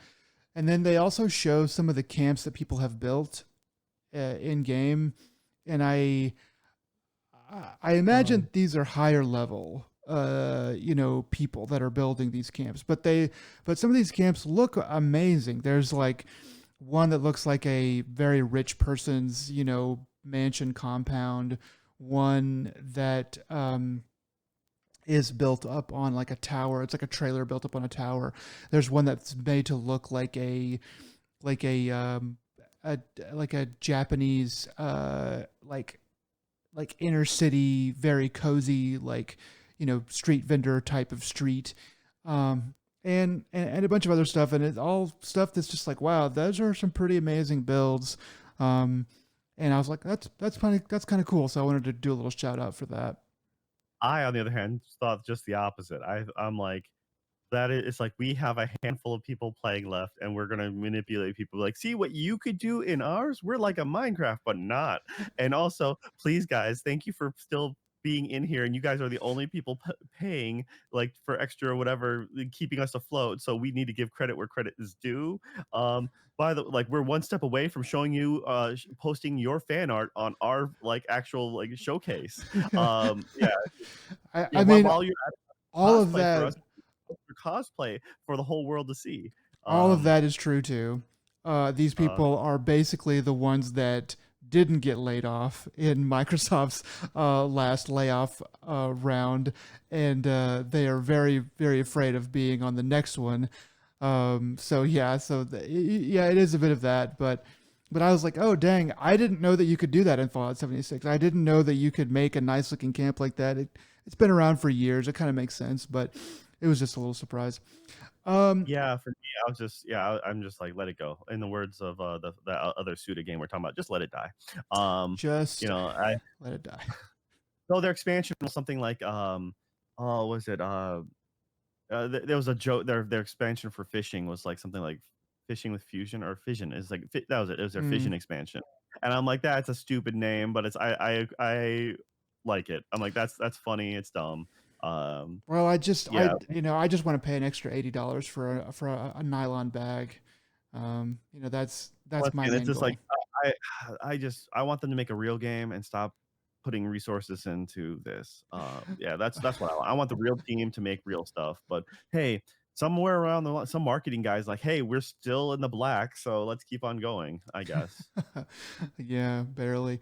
Next up, they announced Monster Hunter Stories 1 and 2 are coming to Xbox systems. I think that's what the announcement was for. And then also they're going to be getting Monster Hunter Stories 3 whenever that comes out in March. So there's that. Then this is kind of interesting to me. They talk about Hitman, World of Assassination, new level coming, or at least a new mission. Um, I shouldn't say new level, but like a new mission where you are supposed to protect Bruce Lee. So they have like a Bruce Lee uh, a character that comes through, and it looks pretty cool. I like the support that they're giving to Hitman. This looks pretty interesting. Yeah, it's actually pretty great the fact that they pulled Bruce Lee out of nowhere, and I'm like, wait, what? It's not like it's not an homage. It's not them making fun. It's not them like alluding to an Enter the Dragon thing. No, it's like we have Bruce Lee. It's Yeah. just like we talked to the estate and got it licensed. I mean, the last special like assassin mission or like thing was what's his face from Casino Royale, Hannibal. What's his name? Mads Mikkelsen. Man, They man. had Mads Mikkelsen from as his character from Casino Royale. That just ended, and then for them to roll from that to Bruce Lee, I'm like, oh wow, they're still coming in fully strong as ever. So it's great. I'm excited for that. Yeah. Then they talk about the Xbox Ally. I think the prices for this, for the big version and the little version, or the nicer version and the less nice version, were announced. So it's $1,000 and $600, respectively. And yeah, Yeah, so the that's ROG Ally X, which is the mhm, premium version, that's 1,000, and then the lesser one is just the ROG Xbox Ally for 600. yeah. Um, So we will that's a see. big pill to swallow, dude. That's That's a lot. That's a lot to play games on the go. Um, you know, it's probably gonna. It's hard to say. We'll see how it really ends up. But if they can build a better mousetrap with that, and you can play, Xbox Game Pass games and Xbox games, on the go at a better frame rate and a better experience, all that stuff. If you can do that, then they might, be able to have a good base and a good product there. For now, it remains to be seen. But we just gotta wait for that to shake out. Um, Next up, they talk about Hotel Barcelona, which I did have wish listed um, on PlayStation, but after seeing some of the gameplay that they showed here, I'm a little bit less enthused. So basically, they show um, Swery 65 playing with some friends, playing it first by himself and then playing with some friends. And it's a little bit of a little bit of platforming, a little bit of, 2D, you know, beat 'em up and stuff like that. And then it's got some multiplayer aspects. That's when his friends come in. Um, and so, yeah, I was kind of intrigued by it, and for some reason, I am less so now that I've seen this, but I'm that was still. a terrible trailer. I'm just gonna say it. I wasn't that like it took me completely out of it, and I thought it was really poorly done. Thank you. Um, That's what I, I wanted to say. That's what I wanted to say. I didn't want to poop on it right away, but yeah, I just am like, well, I don't know why I would want to I play didn't know. this. I actually didn't know anything about it going in, and I'm watching this. I'm like, this is presented terribly. This isn't entertaining. This is just. I mean, there's a. I don't know. I was disappointed, and it's weird though because Hotel Barcelona is like is a collaborative effort because Suda is also going to be like there is credited for this as well. So in theory, like on paper, this should be amazing. What I saw was boring as hell. So I'm hoping there's going to be more to it, and I'm completely wrong. But that trailer left a lot to be desired. Yeah, I just don't really. I'm wondering if this is like just the the multiplayer trailer. Like, hey, this is multiplayer. It's all the stuff you can do. Hey, it's fun multiplayer. And if there's going to be some single player stuff that does really weird stuff and does really cool things. So yeah, definitely less enthused about that now. But it remains to be seen how it's actually going to shake out in the long run. Next up, Dragon Quest VII. They had a kind of a long talk about this underwater level that they've added to this remake of Dragon Quest VII. They show a lot of that and stuff, so that definitely looks like they tried hard. It looks pretty cool. Next up, Rhythm Doctor. They also announced at the end of that Dragon Quest, they did Dragon Quest. They did they announced or they're saying Dragon Quest 1 and 2 HD 2D remake coming out October 30th. Did some little promo spin for that too. Still looks really good. At the same time, I don't have like who has the time for two Dragon Quest games? Two 80-hour games back to I back. mean, they're not that bad, but at the same time, they are pretty bad as far as length. But it's most definitely one of those things that like, hey, it's also part of the heritage, right? It's just like at least that's the thing is in my brain, I have to stop myself from collecting these games just to collect them. Just like yeah, put them on the shelf, keep them sealed because you're never gonna get around to them. I'm like no, but and once again, if you want to know where like a lot of the old school RPGs got their history from, like and you haven't played the old, it's like this is like one of the better ways to play it. Final Fantasy redid all their did the pixel remasters for all their old games. So it's nice to have them available and more on the current stuff without having to own an old cartridge. And you know, yeah, it's just that. It's going to be Xbox and PC, so or Xbox on PC. So Yeah. yeah, uh, there we go. And then yeah, now Rhythm Doctor is what the next one they mentioned. Yeah, next one, Rhythm Doctor, and they explain the game. It's a very simple game. You hit the button on the place where you're supposed to hit the button, and it's got style. You definitely you watch this game be played in front of you on this video, and you're like, okay, you guys definitely have style, and it sounds pretty cool. It seems simple enough. Seems like it could be fun. So yeah, I'm intrigued to see how it's gonna go.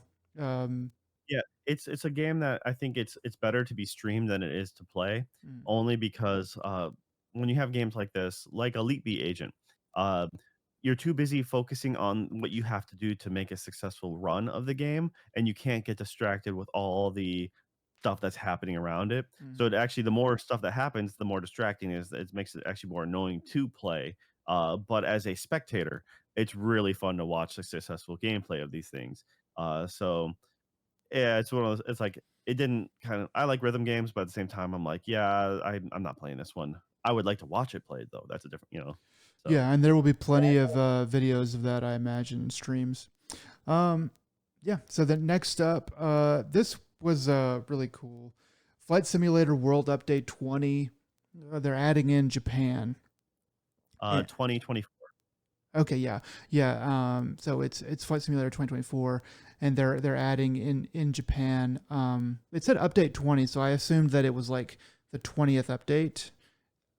Just the reason why I just mentioned the Flight Simulator version is because there is an older version of Flight Simulator that came out 2020 or around Okay. the pandemic era. So there's Oh, a previous model of Flight Simulator. So this is the current run, the 2024 version of the game. Um, with so just that update, yeah. so So it's the new engine, the new whatever, like, and then right. they're selling all the DLC for this version. This is one of the new DLCs coming out, which is all about Japan. They showed Gifu Castle, so I'm like, woo, you can probably see my old apartment from there. Yeah, yeah, I definitely cheered when I saw Gifu because I was like, dang, yeah, I used to live pretty close to the bottom of that castle, and I definitely have been up there a couple times.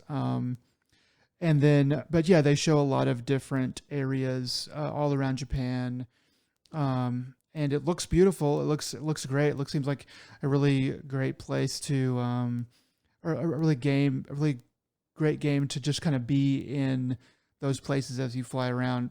Just gorgeous graphics, very cool. Just very cool.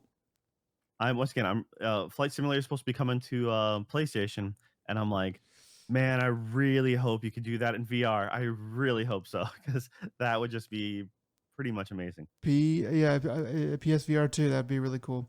Then they talk about Romancing Saga 2: Revenge of the Seven. I don't really know too much about this game.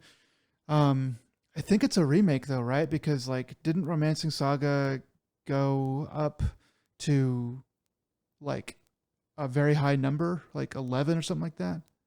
Yeah, so once again, the Revenge of the Seven moniker, I don't know anything about, but Romancing the Saga 2 is was an old PS1 game. So if I remember correctly, so yeah, this is a new. This is what I feel to be a remake of it, unless if there's a new offshoot, which very well could be. Uh, I was more of a Saga Frontier fan, so the Romancing Saga series was not my, not the series that I backed, I guess is the way I put it. But there's a lot of Romancing Saga games, yes. Okay. Then next up, they talk about a game called Star Sand Island. Um, this game looks very pleasant and happy and chill. I don't really know too much.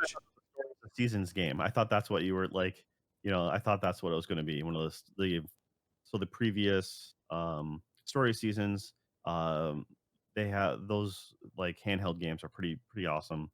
You have like Doraemon variant that's really well received. But it's like the original Harvest Moon team had separated. So that's what I thought this was going to be at first because it just seemed very wholesome. And Yes, you see the guy wholesome. playing a game in the game, going kind of meta in the trailer. And so I was kind of curious, showing like building like the area. Yeah, yeah. It looks. I was about to say that. It looks like you can build out. You can build that little compound and your house and stuff like that. It's slated for February 1st, I guess, is what that thing there said at the end. It's kind of said it in a weird way, but yeah, it looks very wholesome and nice. Next up, Project Evil Bane.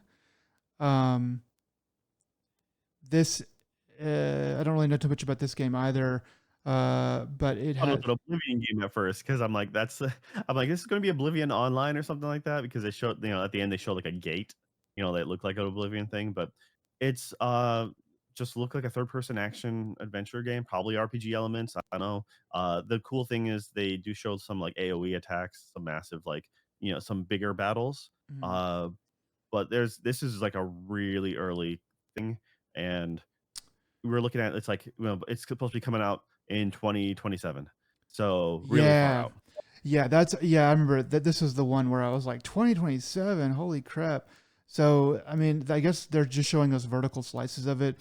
I guess it's a bit of an MMO, maybe not so massive, but it looks like you have a lot of people that are going to be in your party as you fight, these creatures and monsters and stuff. So, yeah, but it looks like it has a lot of particle physics and it looks very pretty and stuff. So, could be it could be nice. We'll see. Um, Next up, Ninja Gaiden 4. They talk more about that.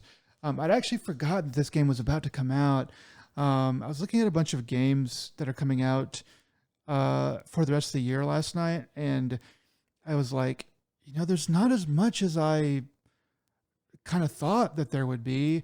But I think that the list I was looking at was pretty incomplete because I feel like this game was not on it, and maybe it was, and I just zoomed past it. But yeah. So but anyway, uh, Ninja Gaiden 4 looks good. Um, has me interested. It's platinum. I'm really starting to see the platinum, come out in the trailers. Some of the early trailers, I was like, well, it looks okay, but it also looks a little bit. I mean, to me, it looked a little bit old. Now it looks like okay, platinum, platinum level action, and they have upgraded their graphics and they've upgraded their assets and stuff like that. So definitely looks pretty cool. I got to be honest. So I'm excited for this game. It comes out toward the end of October. October's kind of crowded, especially with a game that's coming out in early October. But if I free up some time, then this might be one of the other ones that I try to go for. Yeah, I'm not playing it. That's fine. No, That's perfectly the fine. thing is, when Ninja Gaiden came over to the Xbox, those games were great, but I realized real quick those games aren't for me. I respect it. They're awesome to watch, but to play on the higher end, I just never clicked for me skill wise, and I'm just like, yep, I just can't get that good. Yeah. Um, when they especially when they came out with the black variants, the Ninja Gaiden Black, stuff like that. I'm like, yeah, I'm just getting raked over the coals. I'm not going to like I It's like you yeah, it's just like could. It's like I don't want to spend 90 hours trying to bang my head up against the wall, trying to get a little bit better at this game. It's like, yeah, it's not worth it.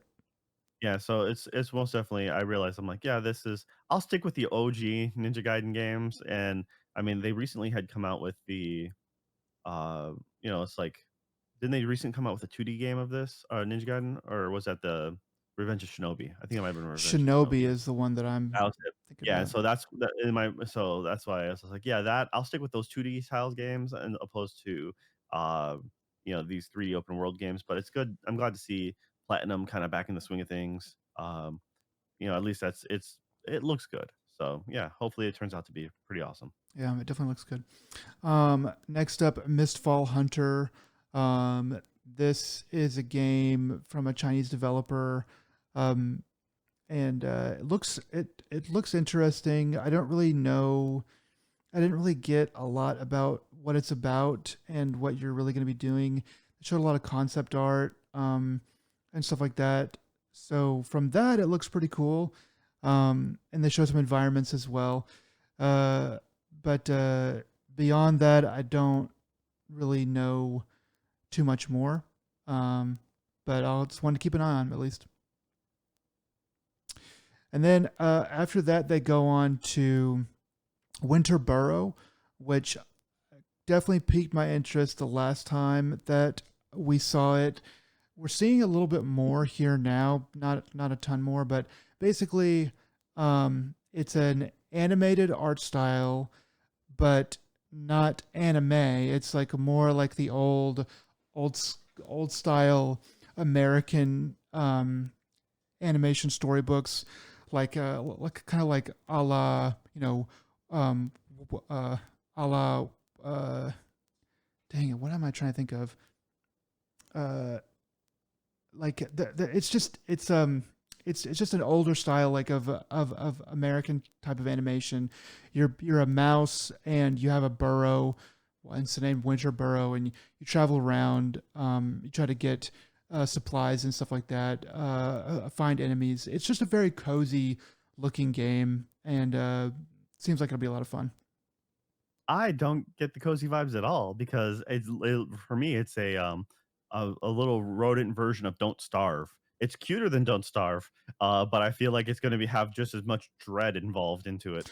Oh, Um, there'll be dread. It's also going to be cozy. Like there's it's very cute. It's a good art style. It looks nice, but also I think that's and it comes out in November, which is actually a really good time frame for like the in-game perfect. story kind of content. Perfect. Um, Yeah. and I think it's just going to be like oh, was it the uh, This War of Mine, but with furry little cute creatures, which only makes it that much worse. I just feel like it's gonna be like I said, it feels like it Don't Starve, but with a nicer aesthetic, which I'm like, hey, I'm okay with that. Yeah. It makes but it makes it at least initially easier. But when things go wrong, you might be that much more depressed. Yeah, I was trying to think of So earlier. I was trying to think of Secret of Nim, which is definitely a different art style that but kind of the woodland animals sort of aesthetic. That's what I was trying to think of earlier. So that's what it reminded me of. Anyway, next up they talk about Terminal Brigade X Evangelion or Cross Evangelion. Um, collaboration, yeah. and so Terminal Brigade is already out now, um, and it will also be there's see this is what was confusing to me. So they show it out now, but they also say something about November. So I guess the Evangelion stuff is November Collaboration 30th. is yeah, yeah. November 30th, and but Terminal Brigade by itself is out now somewhere, and then it's coming to Xbox, certain aspects of the Xbox, um, October 31. So yeah. So anyway, Xbox on PC, Steam, and Epic Store. That's where you can get Terminal Brigade. That's available now, and yeah, that's on the right. 30th of November is the collaboration event. Yeah. So And then Yeah. regular Xbox Series X and S is October 30th. So the console version is is where it's coming out on October 30th. So like, so yeah, so like you have a lot of different things coming out. Some things that are out, some that are coming out. I know that that's not easy to say, to convey very easily, but I feel like they could have done a better job because I was like, wait, what? It's out then, but it's out now, but it's also out in October. And I Um, haven't heard of this and thing, I haven't but I heard of know. this freaking game. Yeah, so I was a little bit confused, but we got it sorted out. Yeah, Um, is it a hero shooter? I honestly don't know. Like well, it's supposed it's it's action game, role play game, free to play adventure. So I'm like, that's a lot of things to put down with not a real good description. So well, it's having a uh crossover with one of the all-time great animes, so that's kind of what caught my attention. It's like, okay, what are we doing with this Evangelion? You know, I mean, so then again, Evangelion has done like they kind of cross over. They're like near. They cross over with anyone at this point. Um, or like even Persona 5, So it's just uh it doesn't just because there's a crossover doesn't necessarily make it great so long as they pay out the money that I mean, I bet you and I can get a crossover with Evangelion if we just dished out whatever $1 million we need. But if we had that kind of money to burn, we'd be living different lives. so I mean, So if it's like Call of Duty crossover with Evangelion, I'd be like, okay, even though that's wild and wacky, I would understand. I know what Call of Duty is. I know what Evangelion is. I can imagine the crossover. I don't need to know anything more about it. I don't know what this Terminal Brigade is. So them crossing over with Evangelion, they got me. They have me curious about what even Terminal Brigade is. So I'll probably go look that up later or something like that. But anyway, yeah, you're right. Like Evangelion, you know, it crosses over with a lot of stuff. So not really a big deal there. Just sort of like, what is this? What's going on? Next up, Age of Mythology Retold Heavenly Spear. So this seems to be, I don't really know what is going on here exactly, but it seems like uh, a, uh, either Chinese or Japanese, um, campaign, um, to this strategy game. And it does look pretty good. the whole Age of Mythology retold bit was like it's their remaking the original series, right? Hmm. Bringing it to a new, the new systems. Heavenly Spear, I didn't get I kind of by the time Age of Mythology came out, I was kind of done with RTSs. Yeah. So I'm not sure if this was one of the original expansions they had come out with a long time ago, and this is them remaking that expansion, which is what I'm guessing. Or they, in theory, they could be making new expansions for an old game. But I just think they're just bringing yet another expansion to the modern era. Yeah. Is kind of what it is. It kind of looks like that. Some of the artifacts look a little, not in a bad way, but they look a little dated. And yeah, it is a Japanese expansion, specifically, and yeah, so it does look pretty cool though. And if you're into RTSs, then you should probably try to pick that up. After that, they talk a little bit about Call of Duty Black Ops 7. Um, I kind of my eyes glazed over when they started on this one, but You um, can go to a cat cafe now. It's the locations in the map. Okay. that's it. Um, Okay. Once again, it's just talking about map stuff and multiplayer, and you and I are not the most heavy on the Call of Duty front. I'm way more Call of Duty than you are, and that's only because I play the campaigns. Yeah. Uh, So, so so fun fact about this is that everything they're showing here with all the cat cafe and the all the crazy graphics, they actually built all this in Fallout 76, and then they just transported it over to the game. So, that's something you can do in Fallout 76 is you can remake all of Call of Duty Black Ops 7. Um, so finally, the final announcement, and not I don't think we actually got any gameplay, did we? Um, it was basically just a teaser announcement, but we did get an announcement for Forza Horizon 6. Um, for the hot minute that I did have Game Pass back in the day, I did play Forza Horizon 5, and I've really enjoyed that a lot. Whenever I think about playing a racing game, that is the game that comes to mind first. That's the game that I'm like, dang it, I kind of want to play Forza Horizon 5 again. So Forza,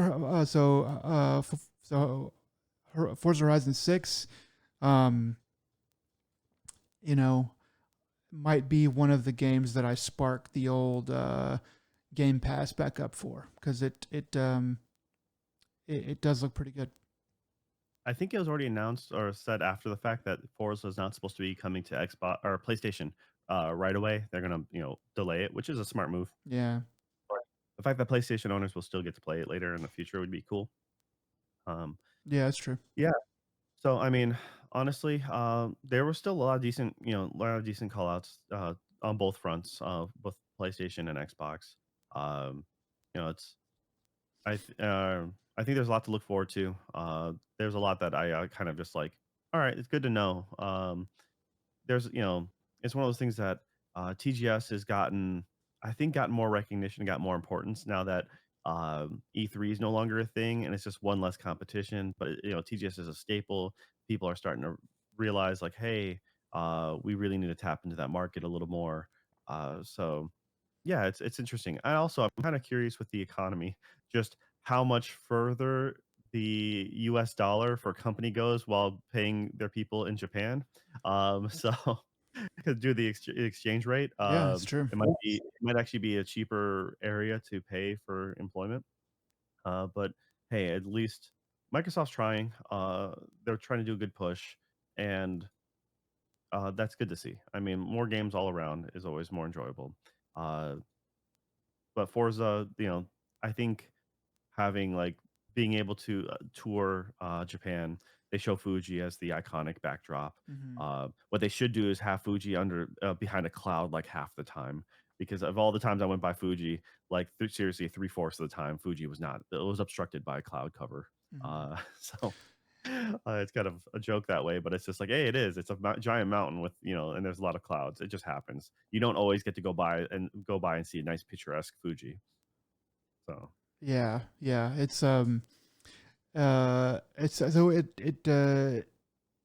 does look like it'll be pretty good. I want to see some more from it. But yeah, it it will be something that might make me start Game Pass back up. And if I don't, then I can always play it on PlayStation whenever it eventually comes there. But yeah, so yeah. that So, one last thing though, Kojima had his own little showcase thing for himself, like separate, I think, from everything else. And they showed the trailer for one of the new things he's working on, which is the OD knock.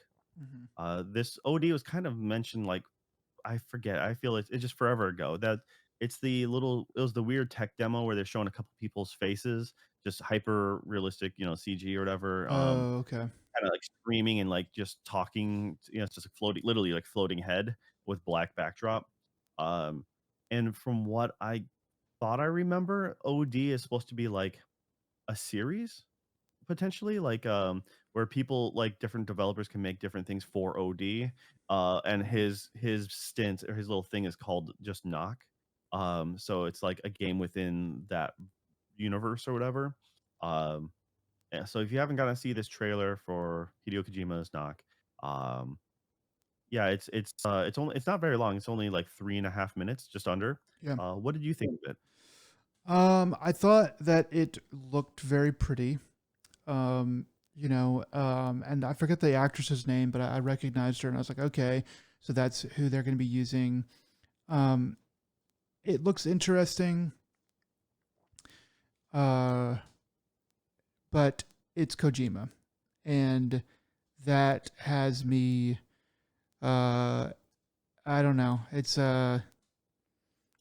very hard nowadays. Like as much as I like Death Stranding 2, and as much as I hated Death Stranding 2,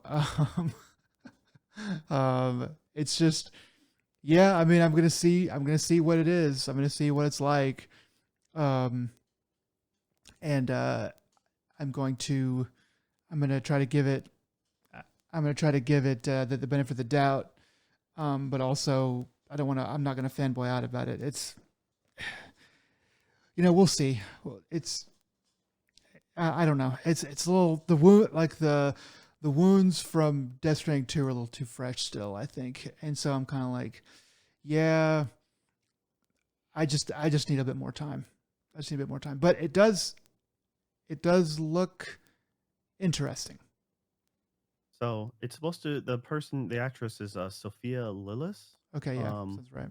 and she's from It, the new remake Yeah, series, she was in it one. and part two apparently. Yeah, so I'm not really, Oh, okay. I can't yeah, so remember. I'm not 100% sure who she is, but she was also, it also credits her to the OD um, trailer from 2023 for the Video Game Awards, I think, Oh, okay. was what it was to be. And yeah, so I mean, all right, uh, I think this is most definitely hitting the right vibes for a lot of people. It lets you see what PT could have been. It's less like Mhm. PT adjacent because it has very much a lot of kind of subtle nods to PT within this trailer. Uh, right vibes of being super creepy. In this a very confined space. Uh, hopefully, I think if it's a shorter experience, um, but also equally crooked or weird, twisted as the as PT was, I think that's all you need. You don't need to make this an epic, 10, 20, 30 hour thing. You can just make it a really short couple hour, 3 to 5 hour stint, but make it with all those weird trappings of the original PT. Like the best Yeah. way I explain it is like the original Mist. The original Mist was, in theory, it's like a 4 minute game, not even. If you know what to do, you're done in 4 minutes. Mhm. Uh, but the first time through, you have to go through all this kerfuffle, and it's a fun game, but in the grand scope, it's actually a really short game. Mhm. Uh, if you know exactly what to do, and I think that's kind of the journey is kind of more than the sum of its parts. It's like uh PT. I don't know if I don't think you ever got a chance to try PT. Um, I didn't know. uh, yeah, I luckily see, I didn't have a console at the time. I didn't have the right console at the time, but being in Japan, but by the time I did get it, PT was already pulled. So, but one of my friends did, and we ended up, yeah, we spent an entire evening trying to do it. And then after like a handful of hours, we're like, okay, now let's try to follow a guide. And we were still confused as get out trying to follow this guide. We're like, what the crap? Without trying to just straight up watch a video and Mhm. copy what the video does, we were Okay. trying to figure this out. And yeah, anyways, uh PT was really fun and twisted. And I think at the same time, it's been launched to this level of notoriety that um maybe it partially deserves, I guess, right? But OD, the concept of OD is like they're supposed to be Kojima, and I remember there's supposed to be Jordan Peele was supposed to be attached to some of the writing for it and stuff like Mhm. that. So I'm not sure if they still are, or what the extent of the whole grander thing slope. So I mean, they even had, was it for that original OD trailer, they had was that Udo Kier? I'm pronouncing his name wrong. Um, but anyways, they had some really big names attached to this. I'm hoping they'll make good use of the property. And Kojima does weird stuff really well. Okay, as much as I like it, not maybe I think Kojima's no longer a real game maker, and the scope of like I think I did not like, Death Stranding. I absolutely hate Death Stranding. But if I was just seeing like a movie or a little like a little series, I think that would be great just because it's just off the rails, unhinged. But the actual gameplay, the loop was just boring. So Mhm. I think maybe he's gone too far of being a quote unquote auteur than he would be like an actual normal developer. And that's why with his new thing, was it Fizzant? his, because they also launched, or they also showed the poster for that with his most recent Kojima press conference thing. And that trailer, not trailer, I'm sorry, I keep on saying trailer. The poster uh, is pretty neat looking. It's not a lot, but at the same time, it's you don't need a lot. You have a Solid Snake looking person, hard to see his face obscured. You have a trench coat on one half, and the other half is blended into a sneaking suit like the original Metal Gear Solid had. Um, and that's supposed to be so. That's the thing is, OD Knock is supposed to be in collaboration with Xbox, and then you have um, Fizzent supposed to be in collaboration with Sony. You also have, they're supposed to be doing media tied to that because when they original announced that they showed that they're in a Columbia Studios warehouse, film, actual film studio, and on the marquee has the title. So I'm like, okay, so they're going to be doing, in theory, some sort of show cutscene or something. Like, it'd be weird to use a uh Columbia Studios film studio and just for a game, unless if you need a massive place for mocap, which would be super kind of weird.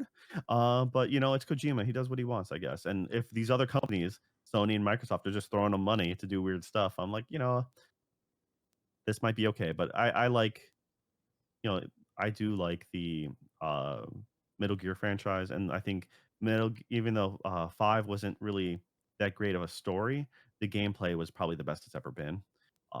So if you just give me a game with that, but with more of a Kojima story, not because he's 1 foot out the door and doesn't care anymore, um, then I think you would actually have something really solid on your hands.